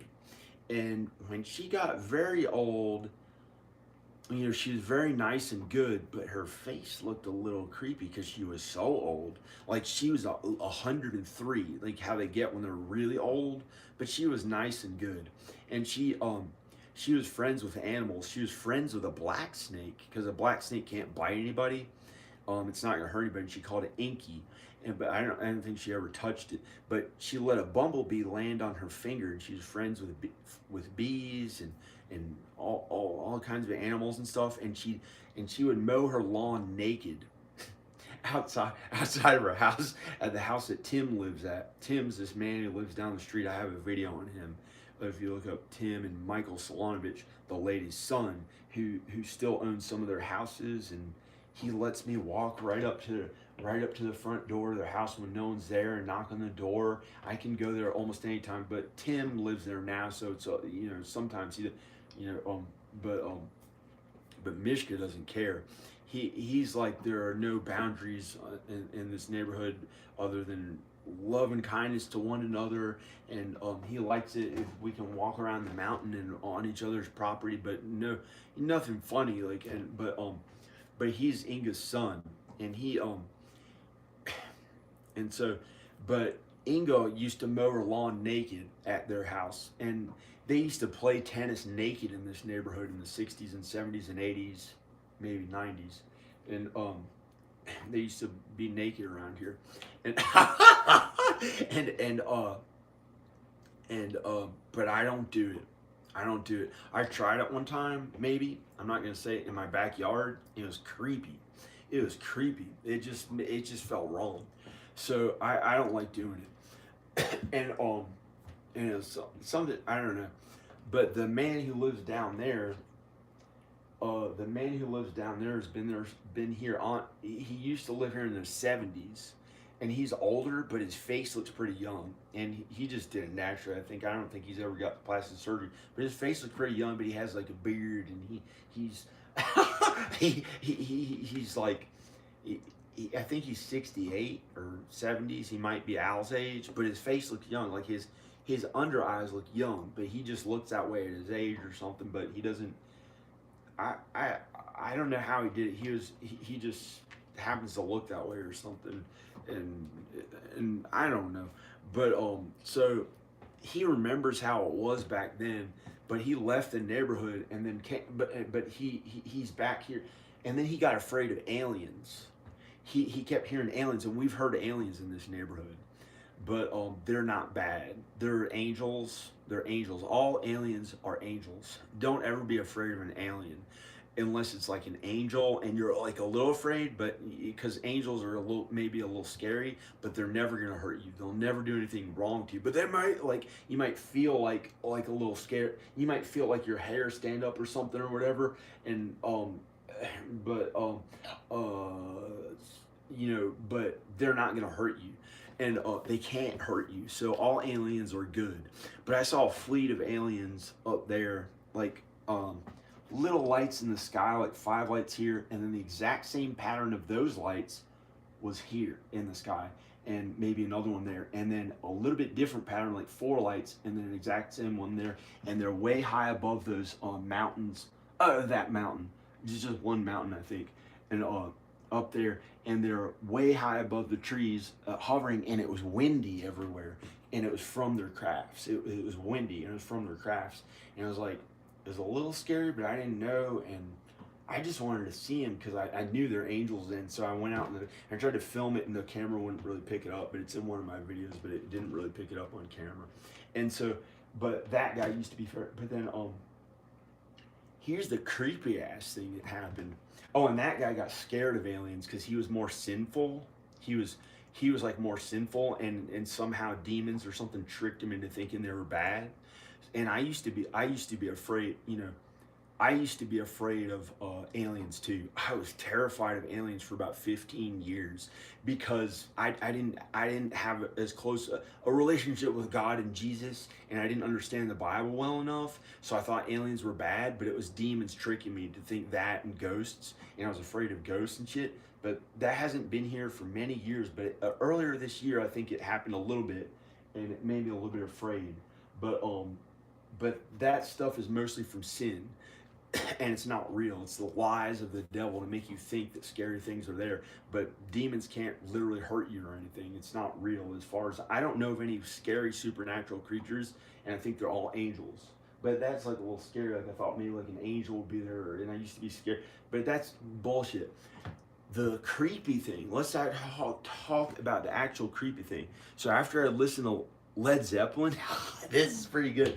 I started listening to Led Zeppelin a bunch in the warm sun. I thought it was good. And the lead singer of Led Zeppelin, Robert Plant, he owns a house in Europe somewhere that when he bought in the 70s or something, and he has all these acres of this old countryside in Europe. And, you know, it's probably a little more sinful than this kind of beautiful, good place. But because I had put so much love and heart into that, listening to Led Zeppelin, it like made it like for a small amount of time, it made it like that. Something about the House of the Holy album, and it made like his countryside in Europe. That I think he has a video with him and the lead singer of AC/DC there. When he's older, like in his he's like 70 something, 77 or 72, or I don't know. He's 72, but Robert Plant, you know, he used to look really young and skinny, and he has all this countryside in Europe, but that's different. But here, the weird, creepy thing, the really weird, creepy story I was actually going to tell is that I was in my driveway, and I looked at that. I put the chair a little closer to the guest house or something, was looking at the house, and like I kind of leaned to the side and was looking at it, and suddenly everything started to change. Everything, like, that's weird because it sounds like my short film Meant to Be, when everything started to change. I wonder if Danica's saying that in the song. I don't know. I'll have to think about that. But I didn't think about it as meant to be or anything. But everything started to change when I looked at the house. And what happened was the road got very creepy. The entire road got very creepy, and it looked like pebbles. And it was like an old road, and like centuries old or something. And then it felt like the old European times, and I could hear the voice of my daughter as a nymph. I didn't know what a nymph was, but that was what I thought that it was, and I looked it up, and I think that's what it was, as a nymph in the woods, like way up on the mountainside, and she was going,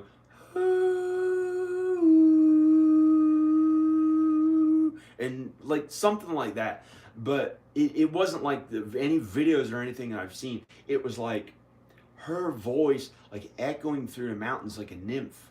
And I don't know if it was that creepy neighbor from the 70s who just wants to be with a woman or something, or I don't know. And I don't know what it was, but it was so creepy. And it made me feel bad. It made me feel bad that my daughter was up there, and she was a teenager by then, and she was as like a nymph. And I didn't want her to be in the woods like a nymph, and I didn't want her to be with any men. And so it made me feel creepy. And then the creepy ass cat who didn't know any difference and thinks who I think never met the baby, tried to make like a feeling to my private parts, and I got so angry at the cat. I got so angry at the cat, or whoever, or that man who tries to, or I didn't know who was doing it. And I was like really ready to be pissed off and angry at him and do something mean to him. And but I let it go and I didn't worry about it. And then I was like, it's so creepy, and I didn't like it. And I didn't like it at all. I really didn't like it. And I said, I'm getting out of here. And I got in my car, and I got a feeling to just leave. And so I don't remember if I went that way or that way. And I started driving down the road, and it looked so old. It looked so old, like these pebbles, like these old, centuries old. I mean, centuries old, like this stuff from the old European times, and that's the style of the house that they built. They built it like that stuff they did by hand and stuff, and they used these old techniques, like they made these doors themselves. They made the doors themselves and stuff. And I don't know how they really did it, but it was built in like 1960. So, but they used some old wood from a long time ago that they found in old buildings in Roanoke and Smith Mountain Lake that they were tearing down. These old buildings that were really like good quality buildings, that they had like special things in them, and they used those things from those buildings to get donated stuff that was like really cool and really special, really high quality stuff that they put into the house, in places in the house. So some things in the house is from a long time ago, but it's not from the European stuff. It's not from Europe. It's from America, but they built it in like a kind of older style because they're so old. They died.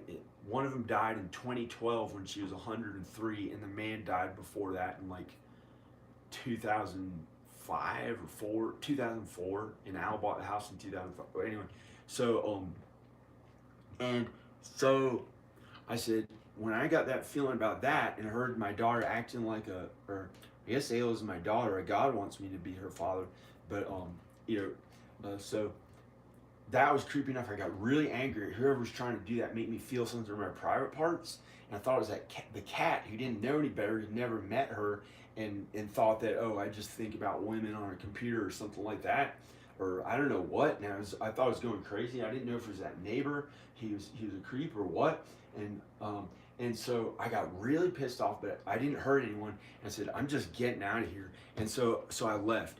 And I was just gonna leave this house and get out of this neighborhood. But I wasn't that scared. I just didn't like it. And so I got in the car and I drove down the mountain, and it looked so old, like the not cobblestones, but actual little stones, like an old really old road, hundreds of years old. And but I don't know if that's true or not. And but it felt that way, and it was creepy, and something told me to leave and go out there, and I listened to like God and Jesus or angels, and I went where they told me to go, and it was so weird when it had happened. And so I left my neighborhood, and I got the feeling, go that way and I usually never go further that way. I usually go into town, but there's nothing creepy or weird that much. This is the most different place I've ever been to on earth. Like, that's beautiful and good. This is where I found God and Jesus. That's really why I like it here. And you know, if it was creepy and weird, I wouldn't have stayed here. But but at the time, something told me to go out there because I'd been here so long. I had stayed at this house so long. I liked it here so much. I wouldn't leave. I wouldn't leave, and I got older. I'm 45. When I got here, I was 38, and so but you know, Jason Momoa is like 44, and he's still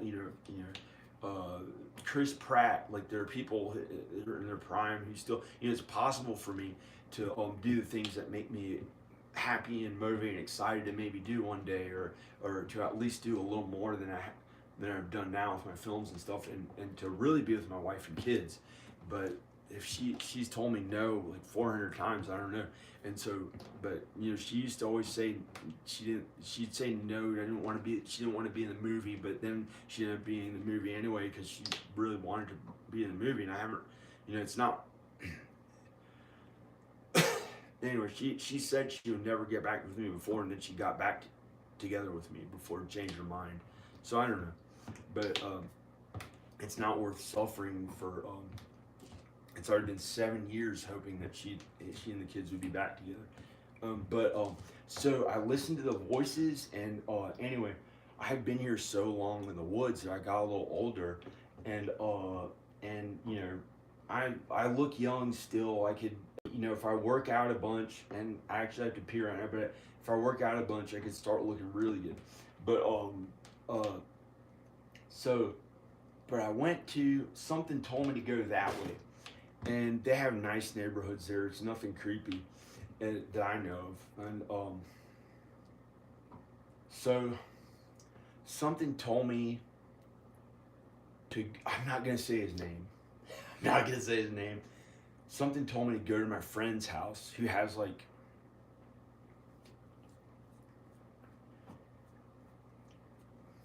who I had partied at his house like 5 or 10 years, like 10 years ago, and I thought, you know, we hung out with friends and drank some beer and stuff, just beer, and some of them, but no heavy drugs or anything like that. You know, we drank beer at his house and hung out and laughed and stuff like that. And he had kids, but they were very little or something like that, and they're at the grandparents' house or something like that, and you know, I thought, and so I went to his house, and I noticed people hanging out there and stuff, and I was like, oh, he's having a, I don't want to say his name, but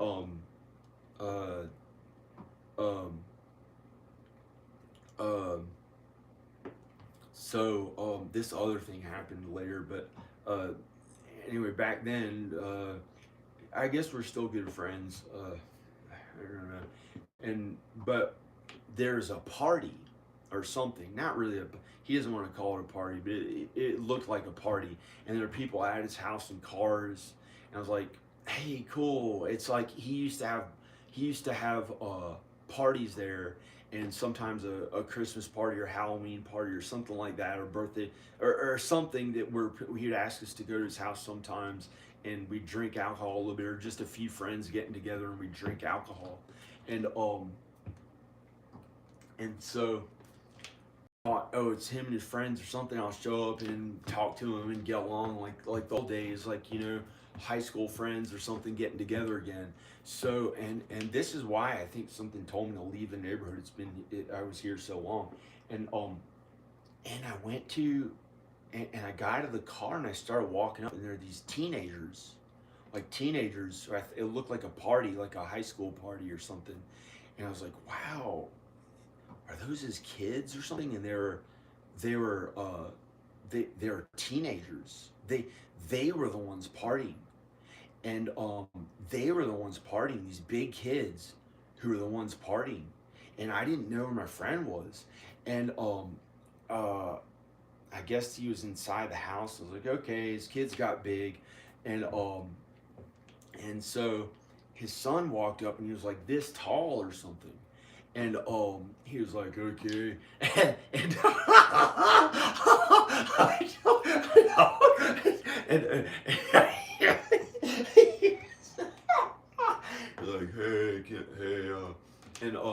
but they weren't doing any drugs. They weren't doing any drugs or drinking.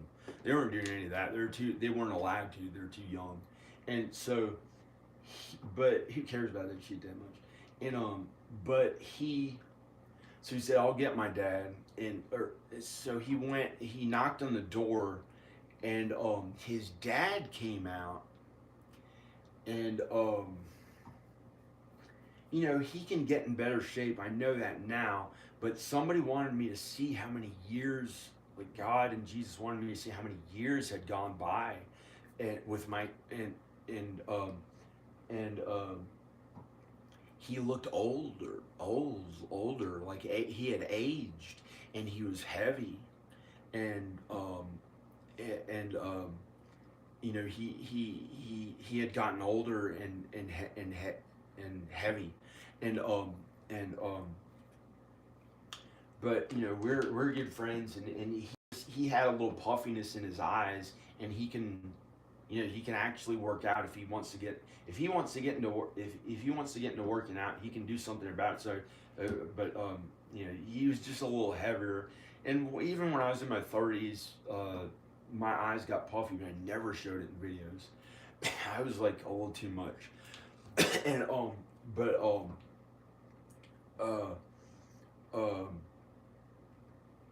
he had gotten, what I saw was that these teenagers who were the ones at the party, and he was inside with his wife, and he had gotten older, and it looked like he was considerably older and heavy. And I was like, wow, he became kind of old and heavy, and it was like his dad was when we were growing up, when we were teenagers, and it was kind of weird to see. But I know he can work out more and stuff now, but at the time I didn't. I was like, wow, and I didn't understand that people had gotten older so many. I had been here so long, and so I talked to him a little bit. We talked about some stuff, and then I didn't want. He was willing to be such good friends with me that he's gonna make all the kids leave and us hang out, but it just it didn't work out. For some reason, I didn't want his kids to have to leave, and I was like, no, don't worry about that. And so I left. I got in the car and I left. And then I didn't know where I was going. I was going where God wanted me to go, where I felt I was supposed to go. And so I went towards town, and there's this other friend. I thought, I'll go see him.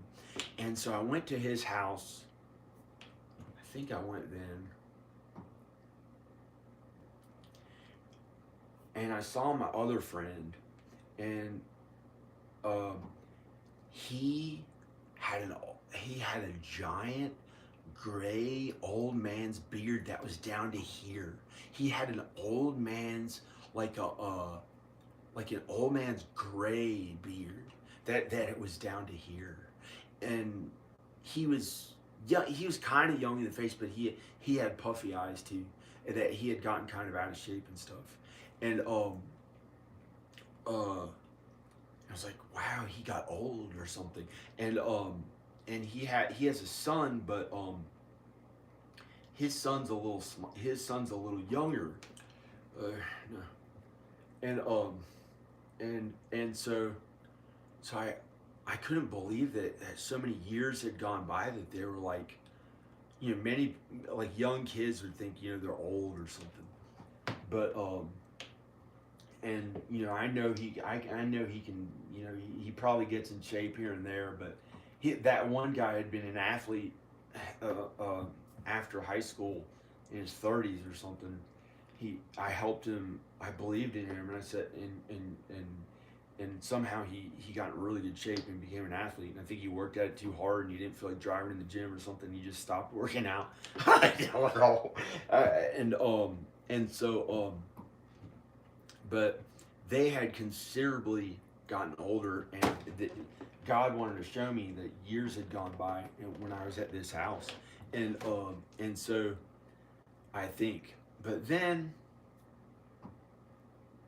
see, when I was leaving out the neighborhood, before I went there, I got to the end of the road before I got to their houses, and after I was creeped out by that thing and just left, I was like, I looked at the road. I knew I'll never do anything bad to my daughter in a weird way. Like, I'll never be one of those creepy ass people who like more.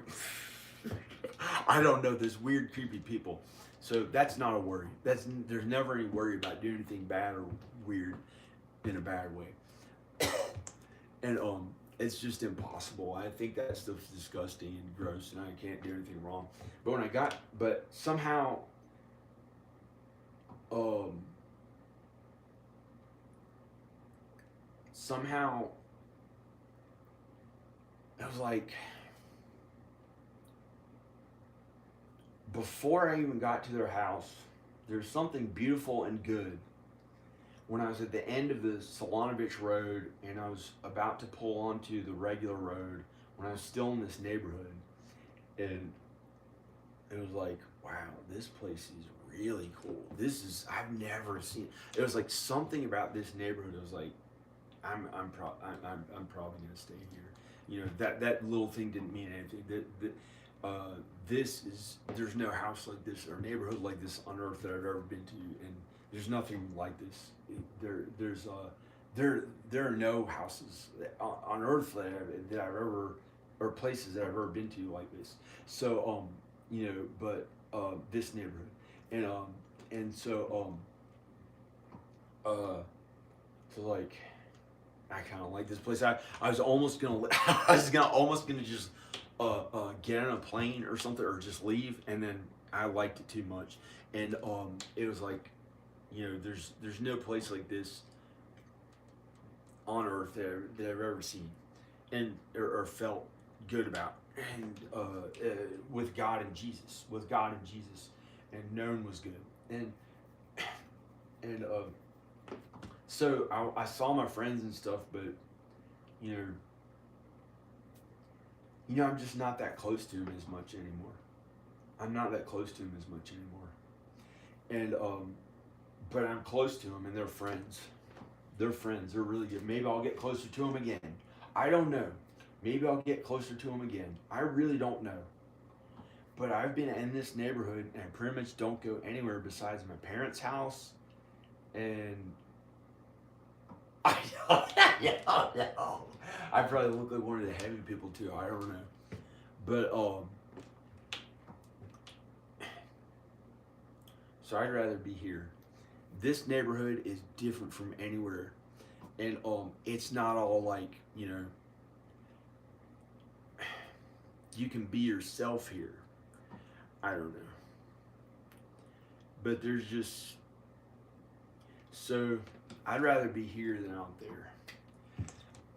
And if I could get Danica and the kids here, I'd just stay here and really wouldn't want to go much of anywhere unless we felt like doing something fun. But you know, sometimes I get motivated and think it would be fun to do stuff, but I just like staying at home, and would just get old here and then be here in heaven after I die. And but some of that stuff is fun that people do out there. But guess what? I mean, I have to pay my bills. So I don't know how I'm gonna do it, because it's been almost nothing fun about it, and one worrisome thing after another, and somehow I've gotten by this far, and I am where I am because of God's work, and somehow I might have a net worth or something like that. I might have a net worth if I had to sell a house, but I don't know if I'd want to sell it or not. But this is a creepy ass shit that I didn't like. I don't know. But when I was driving back in the neighborhood, something told me to stop the car, because I had seen that they got older. I had seen my friends who were my age about had gotten older, and they looked like they're old. But looking at them, I knew, you know, they just had a little body fat, and it caused some puffiness under the eyes. They could work out a bunch, shave their face, and look young, kind of young. But there's not, you know, it's possible for them if they, and But I didn't what I saw is that, one had an old gray beard that was down to here, a gray beard, and it was so weird to see him with an old man's gray beard, and they had stopped working out. I think both of them had stopped working out for like almost 2 years or something. I don't understand why they wouldn't work out anymore. I don't understand how somebody can not work out at all. But maybe people watch their food more. Maybe they watch their food more. But I don't know. I'd be afraid I'd just get cancer or die. I'd be afraid I'd get cancer and die. But maybe by some miracle I'd be healthy because I can feel my body. Like if I've been on the computer too long, like it makes me want to work out more and stuff. But that could change. I don't know. If I had to be in a bed, maybe that I'd find. Like somebody had to be in a wheelchair or their whole lives. They're not. They may not. They might live to be really old. So I don't know. But I don't want any of that stuff to happen to me because I've had to suffer through other stuff. I don't want to live in suffering anymore. And so so I was driving back up the road, and this is weird. That it was that same night. I think it was that same night. It was that same night, and I was driving up the road, and something happened where these houses here are the Solonovich houses.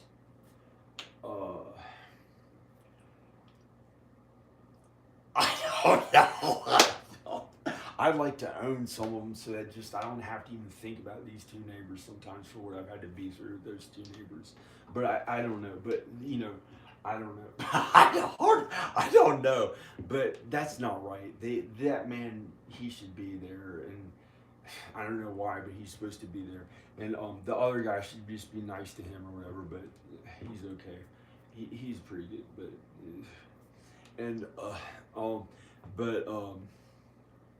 his dog. That's the thing that ran at me. So I was driving home. And before you get to these Solonovich houses, like on the same mountain, there are these two like newer houses. And there's two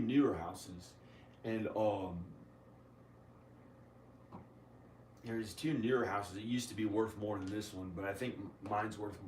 Well, this one guy put a bunch of money into his now, so his is like a newer house. It might be worth. I don't know how big it is or what, but I've worked on this house for 5.5 years, and so it's probably worth some money. This house, but it's worth way more than money. I wasn't supposed to know.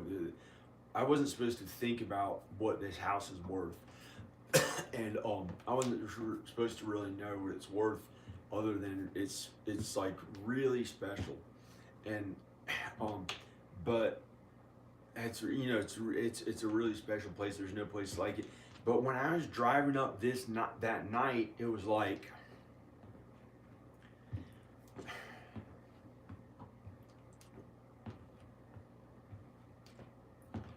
something creepy about it, and I just didn't want to go out there. And so I went home anyway, and I just made it. I made it to the house, and I went inside, and it didn't look creepy anymore. And I like to be here. So I like to be here at this house. I like to be here at this house, but I missed my wife and kids. But it was so worrisome to go there. It had me hospitalized 2 different times because it was so worrisome that they're in that place, which is good. It's just she has put me through. She just, I don't know. It's just, maybe it'll be okay. Like one time she let me stay at their house for a week, and I get to stay in their house like we were a family. But we didn't get too close. But we hugged, but she didn't want to kiss or anything. She didn't want to do any of that. I don't know why. So I had to sleep in like Ivan's room, and he slept somewhere else. He was so little, he would sleep in the same bed with his mom. That was like in 2018. And even Rowan would sleep in the same bed as but I don't know.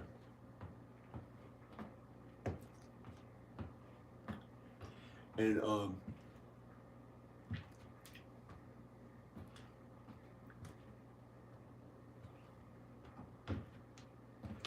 I got the words out, man. Like I used to say when I was 15. Like I used to actually talk when I was 15. Or I didn't sound like a New York person, but I didn't sound like a country. I didn't sound like a country person. I didn't sound like a country person, but maybe I did to people in New York. But this is different. This neighborhood. This is like, it's like not even America. It's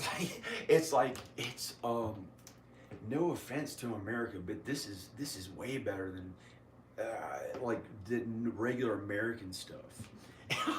I don't know. I just like it. It's like so much better. It's like in the summer. In the summer, it's like a rainforest. It's like a beautiful rainforest with exotic birds from South America. I'm not mean as shit about it. Like North America, the entire continent, and maybe other places. It's good, it's beautiful, but they don't have any of those mean, dangerous animals like in the real rainforest where they have like tiger or mean as shit snakes. I know. They don't have any of those mean animals, and you can walk out there and walk into the dark, and it's calm and peaceful. And even if there's a bear there, he wouldn't hurt. He would smell you and keep away from you, and it would only be in kindness. And you wouldn't get that close to a bear, and so you'd go back in your house and close the door, and but if they heard you just make noise, if you're walking, they hear you walking, you're never gonna get that close to a fucking bear, and it would be small if it, and I don't.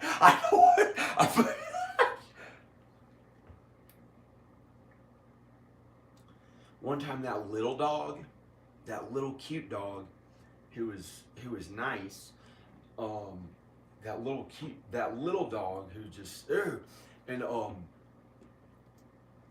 him and the husky dog chased a bear up a tree. They chased a bear up a tree, and I knew, don't get involved in something that's going on where the bear will remember where it is and get pissed off and come back later. If there's ever a bear, you just go inside your house or walk away or back away, and don't feed them food, and then they won't attack you. It's almost impossible for a bear attack. It's like 10,000 times.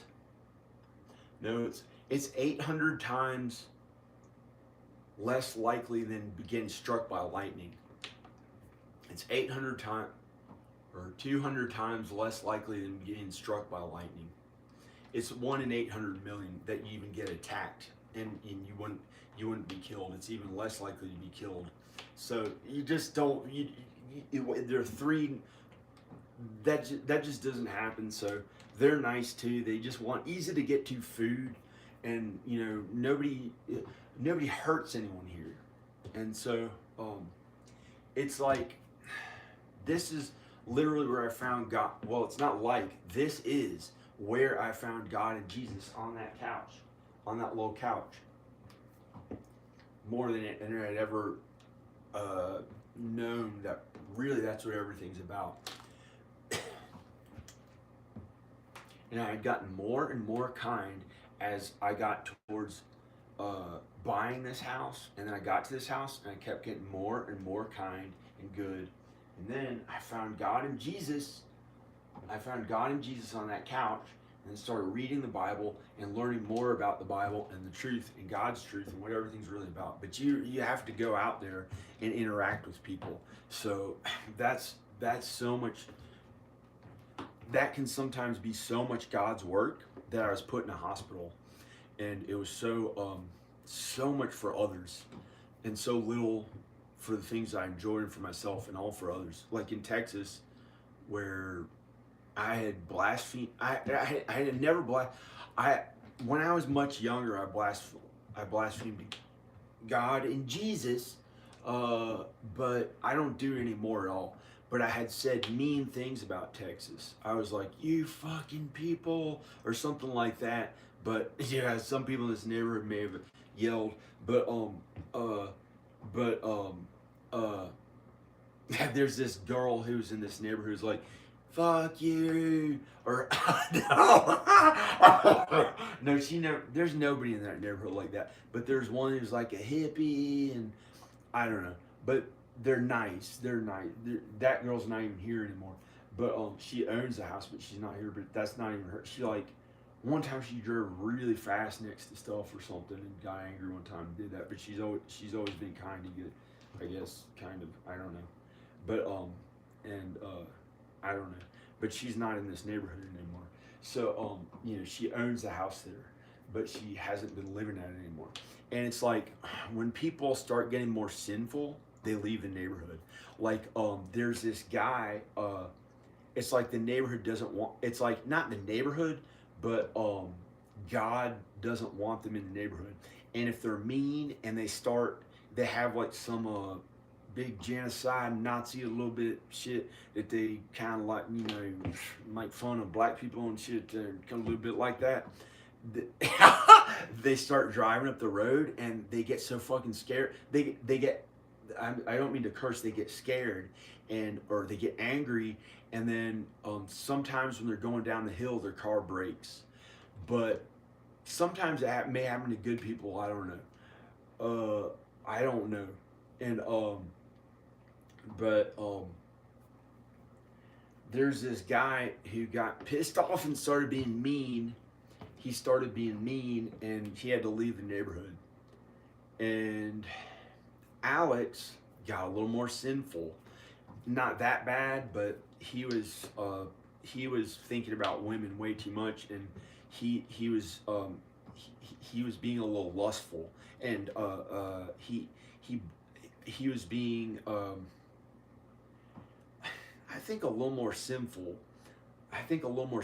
And he had to leave. He had to leave, and it was a little scary how kind of mean, but he mean not well kind of mean, but he's still I guess a good person, but he used to be really good and kind, and then he got too sexual. He got too sexual and sinful that came along with that went along that somehow had something to do with the fornication, or I think he was doing fornication, and but so he had to leave. But it was his favorite place, and he was a good person, but he might I don't know if they'll ever move back here again, but because he left with some other person, and so, and then, but,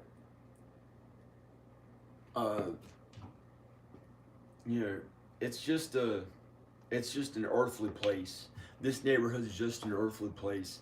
So, but I know it's special. So I don't know if I'm gonna have to leave or what, because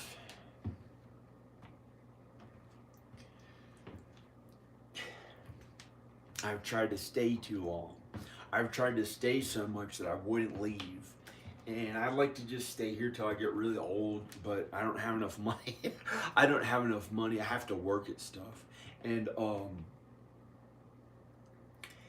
so these videos haven't been paying my bills, and my wife and kids are there. I miss them.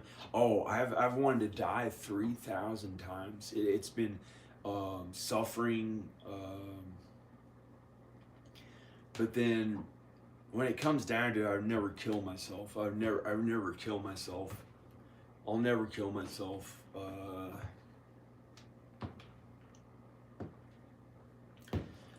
Somehow I wouldn't want to hurt my own body. like, can you imagine if you tried to kill your entire healthy body? Like, what if it like made you? Oh, it's terrifying if you lived through it and then you were suffering worse, or if something bad happened after you died because you didn't. I think I'd go right to heaven as kind as I've been, but I've got to stay here for my kids, and I'd like to just be in heaven sometimes, but I get the good feeling now and I get the good feeling maybe there's something out there for me, like I can enjoy it like I used to out in public. It's not. I mean, this looks like like Danica's family's rich, and she said she won't live here. She hasn't even wanted to look at this place. She thinks that refrigerator's old. She thinks that's like her mother's afraid of it, and because she knows it's old and it's not like a new rich refrigerator that has the two pieces that has the two pieces in the top and the bottom has the freezer underneath, and it's like some like $4,000 refrigerator or something like that, and and then she looks at that and it's like this really old refrigerator might have rust in it, and she's like acts afraid by it or something, because one time I painted like a minority right in the front of it, and then scared that they do some brainwashing evil ass big oil shit, I put a bullet hole right in its head like it was a terrorist or something. I don't know. I don't want to. It was a terrorist. It was a terrorist. I don't want to turn into an old ass. I'm getting older, and I don't know if I'm supposed to stay here because time's really going by. So I think I'm supposed to. I think I'm supposed to go out there in person. And then it was just so bad looking and she acted like it was stupid, and it was, she was afraid of it, like, because of I don't know what, because it was an old fucking refrigerator. I don't know if it was even the art. I don't know. I don't see how she'd be afraid when she was married. When she was married to this man who's the most I thought was a terrifying person, but maybe just made it into heaven. Maybe he was good and godly. He believed in God and Jesus when I was more misled in my faith. So,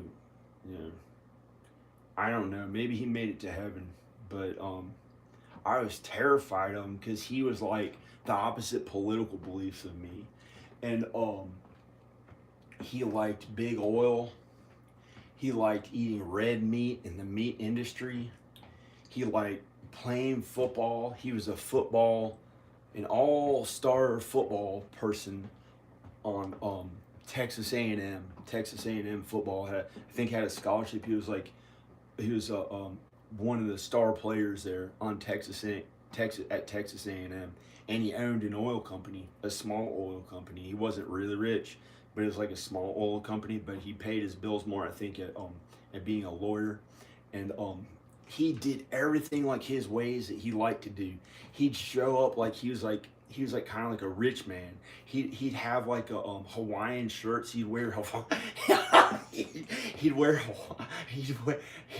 Hawaiian shirts, but he was very white. He was very white. He had blonde hair and blue eyes, and his parents were German. And I don't know how, but he's like, he talked like this, and he danced, he like, I don't know, I can't judge him, but I was a little afraid by him because, like, when I was growing up, I liked like rock star, I liked all this stuff from LA, and stuff that thought like oil was stupid or something, and not as much into sports and not into red meat. I was a vegetarian and liked skateboarding, but he was cool, and I couldn't imagine how he got to feel that good.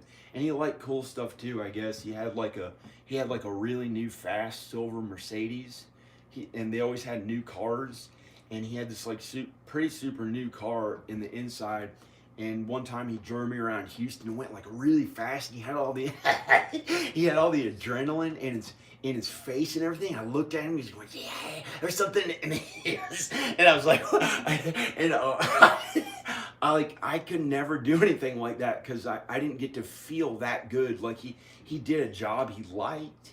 He got to be this big like CEO of an oil company, do cool things he liked to do, and he got to be paid all that money, and I guess he got to have a good life, and then the way he died was he fell into a coma a few hours after feeling bad, and died in his sleep.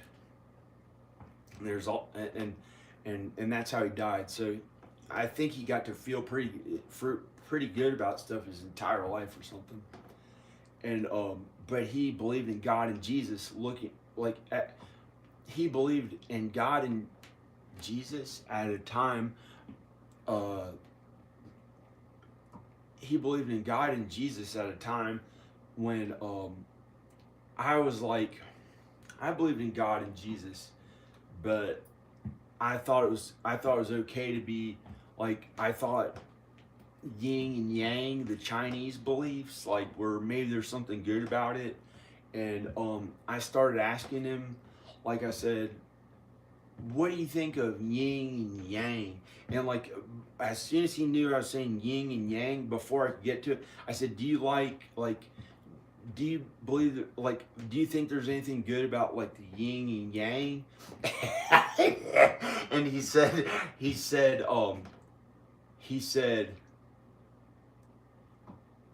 was like, he stopped me from speaking any further and just said no. he just said no, like really, like no. And I didn't understand why he did that, and I thought he was racist and didn't like minorities, and I thought I didn't understand. But now that I believe in God and Jesus, I don't believe in yin and yang either. I don't know what it is, but it's the wrong religion, and they're incorrect about their religion. But those people, I really believe, can get into heaven, and on Judgment Day, Jesus will tell them the truth about what Jesus is really about, and there's good in all they did on earth. Like the religions who believe in karma, some of those people are like, they also believe in reincarnation, but they believe in karma, that if they hurt anyone, they get hurt back. So they want to be, and they believe you're supposed to be kind to other people. So they do that their entire life, and then I think on Judgment Day, Jesus tells them he's real and gives them a chance to believe in Jesus, and then they get judged. I think if they haven't made it on earth, but you have to believe in Jesus now. You have to believe in Jesus now. Like my kids have to believe in Jesus now. We have to believe in Jesus now, because there may be no chance. I don't know if that's real or not. I don't know if on Judgment Day they'll have a chance to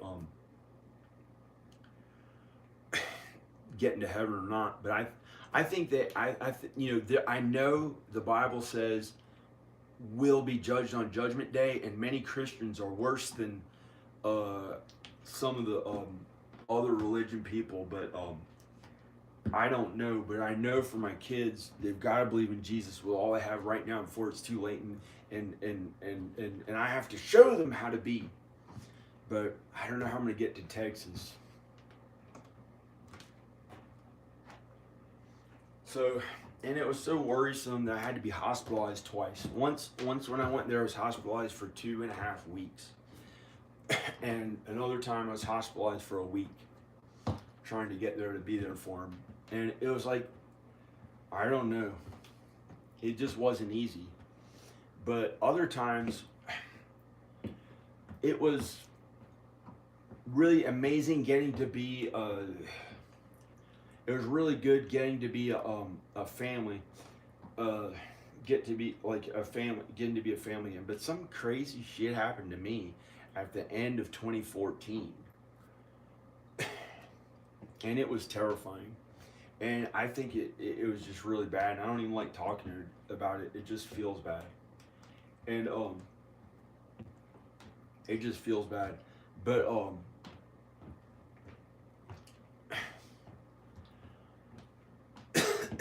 I thought that man had something to do with it.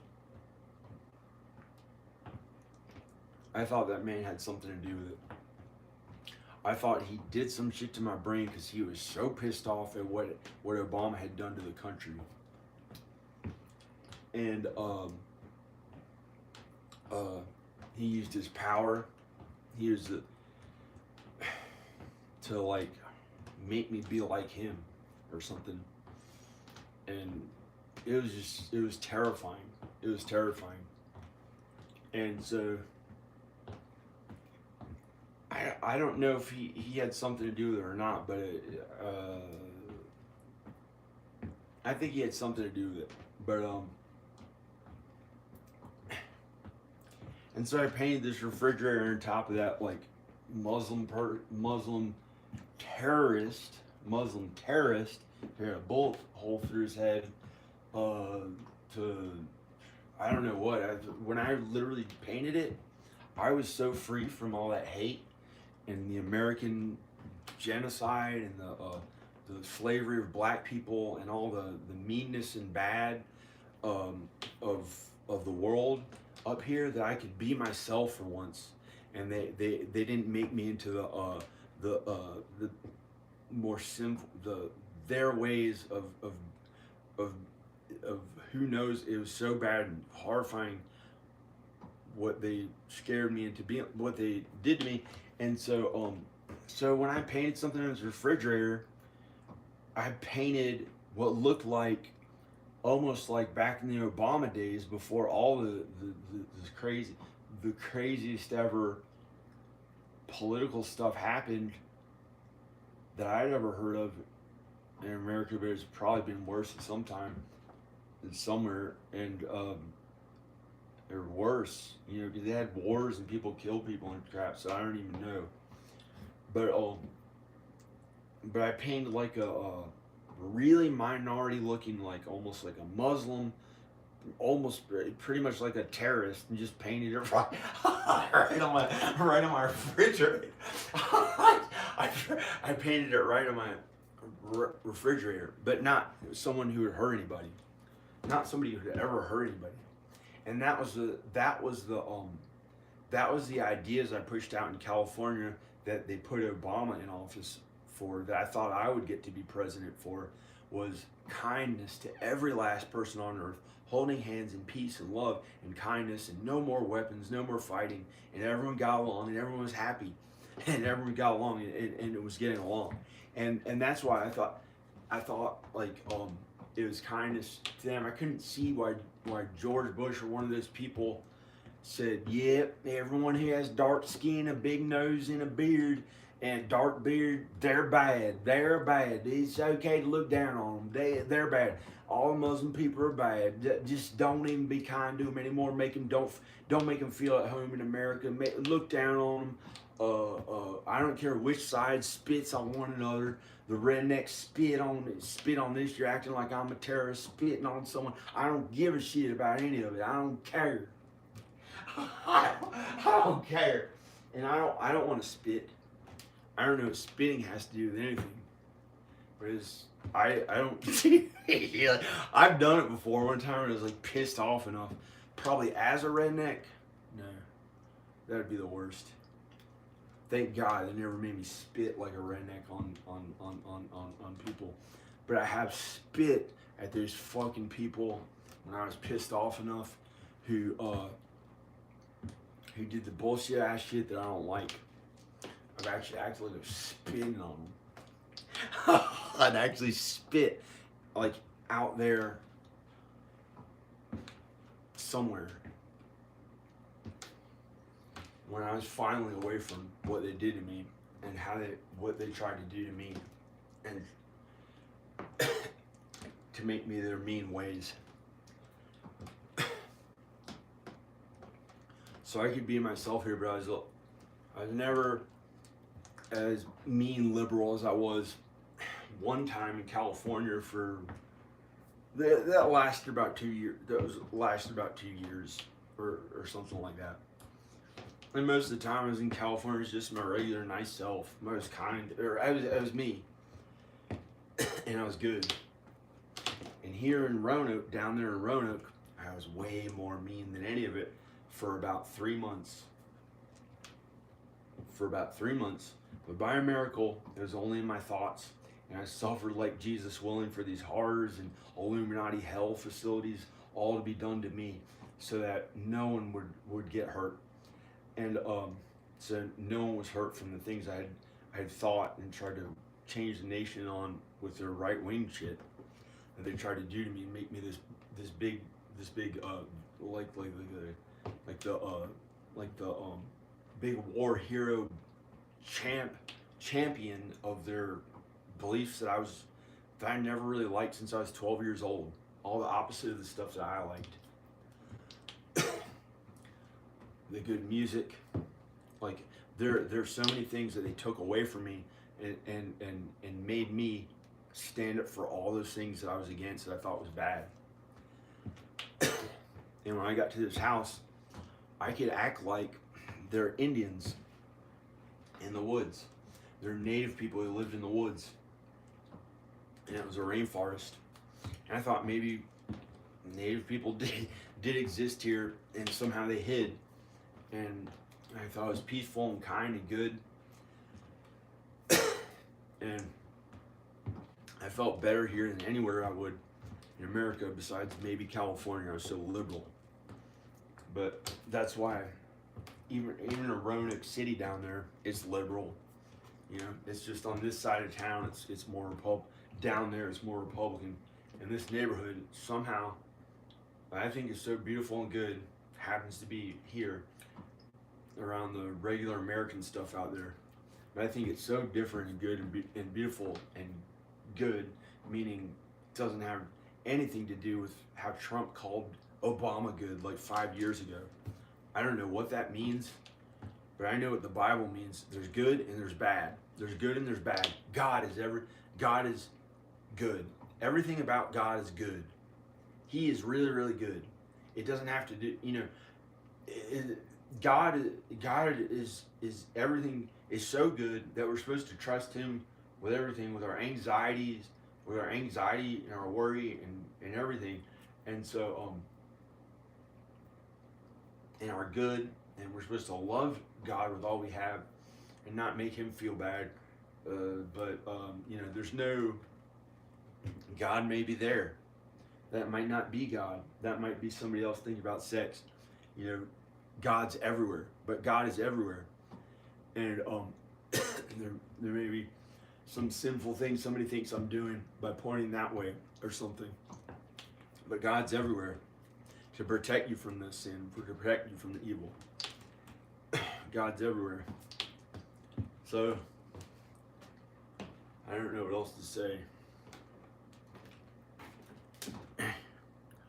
So, I don't know what to say.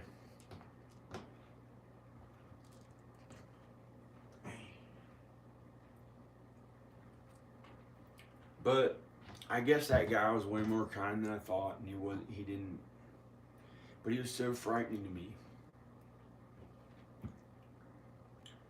And it's kind of like, there's nobody really like that in Texas who I ever met. There's nobody like he's mean and there's nobody that bad. It's like there's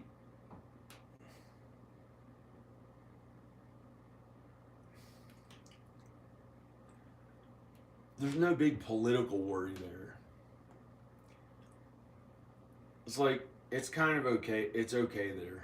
I guess it's okay there. So I gotta find out how I can actually go there. I gotta like get on a plane there or something. I don't know.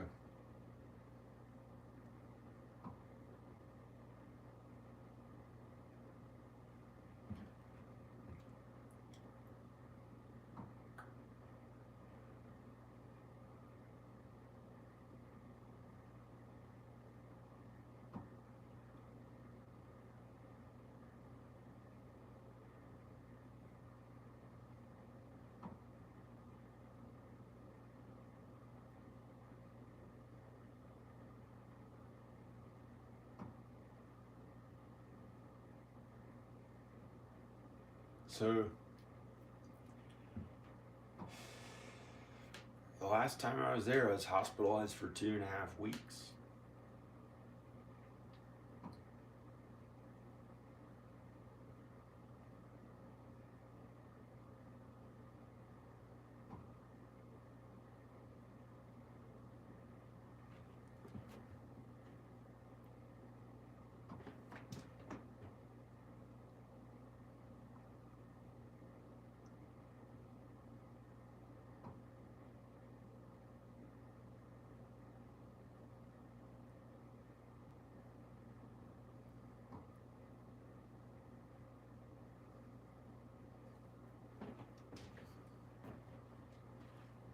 I don't give a fuck.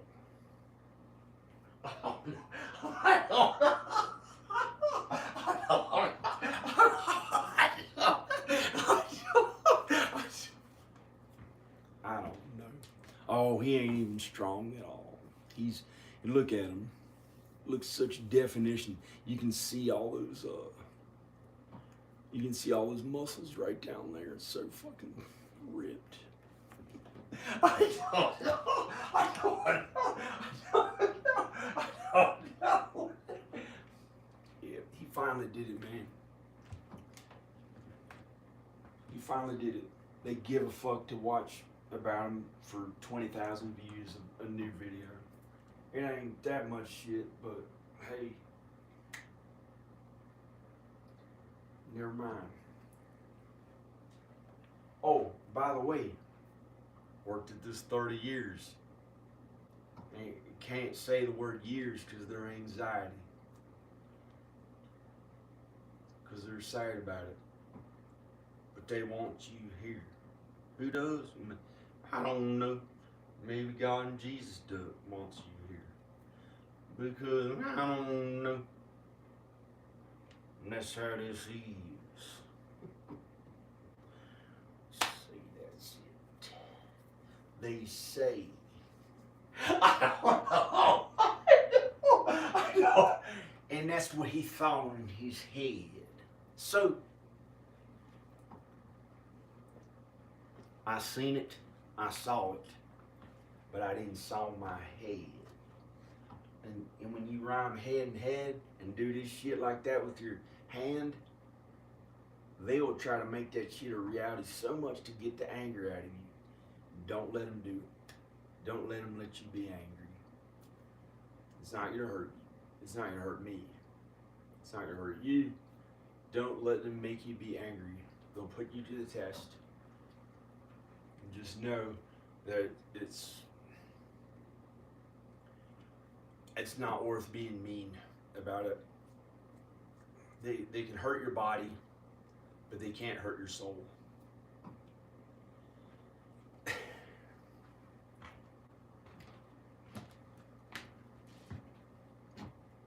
Hello?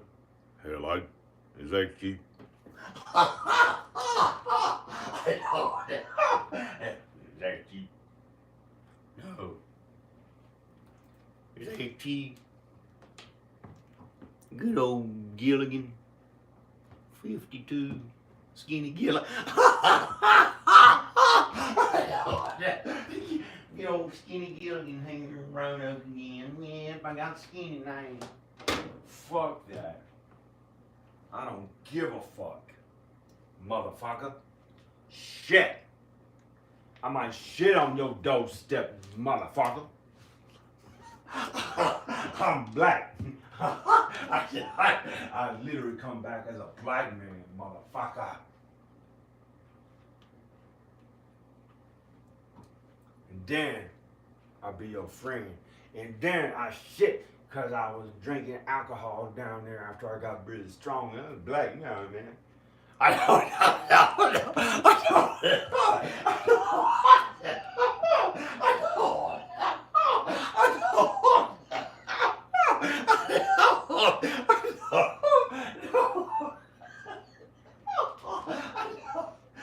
don't know.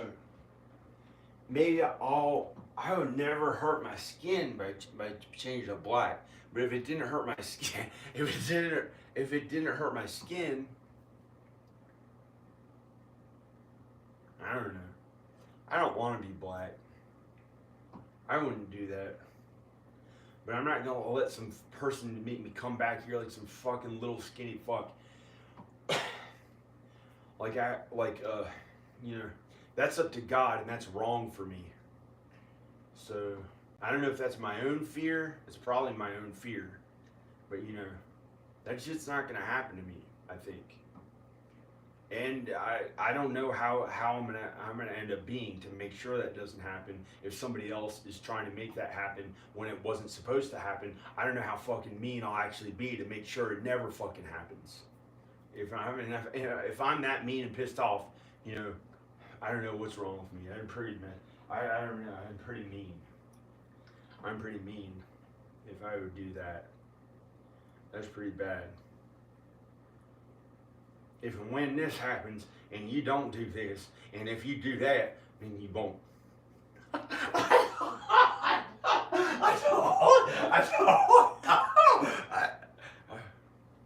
Okay, I'm gonna go. Praise God, praise Jesus. I'm gonna turn the camera off. Praise God, praise Jesus. And dear God and Jesus, be with us on earth to do your work. In Jesus' name, amen. Bye.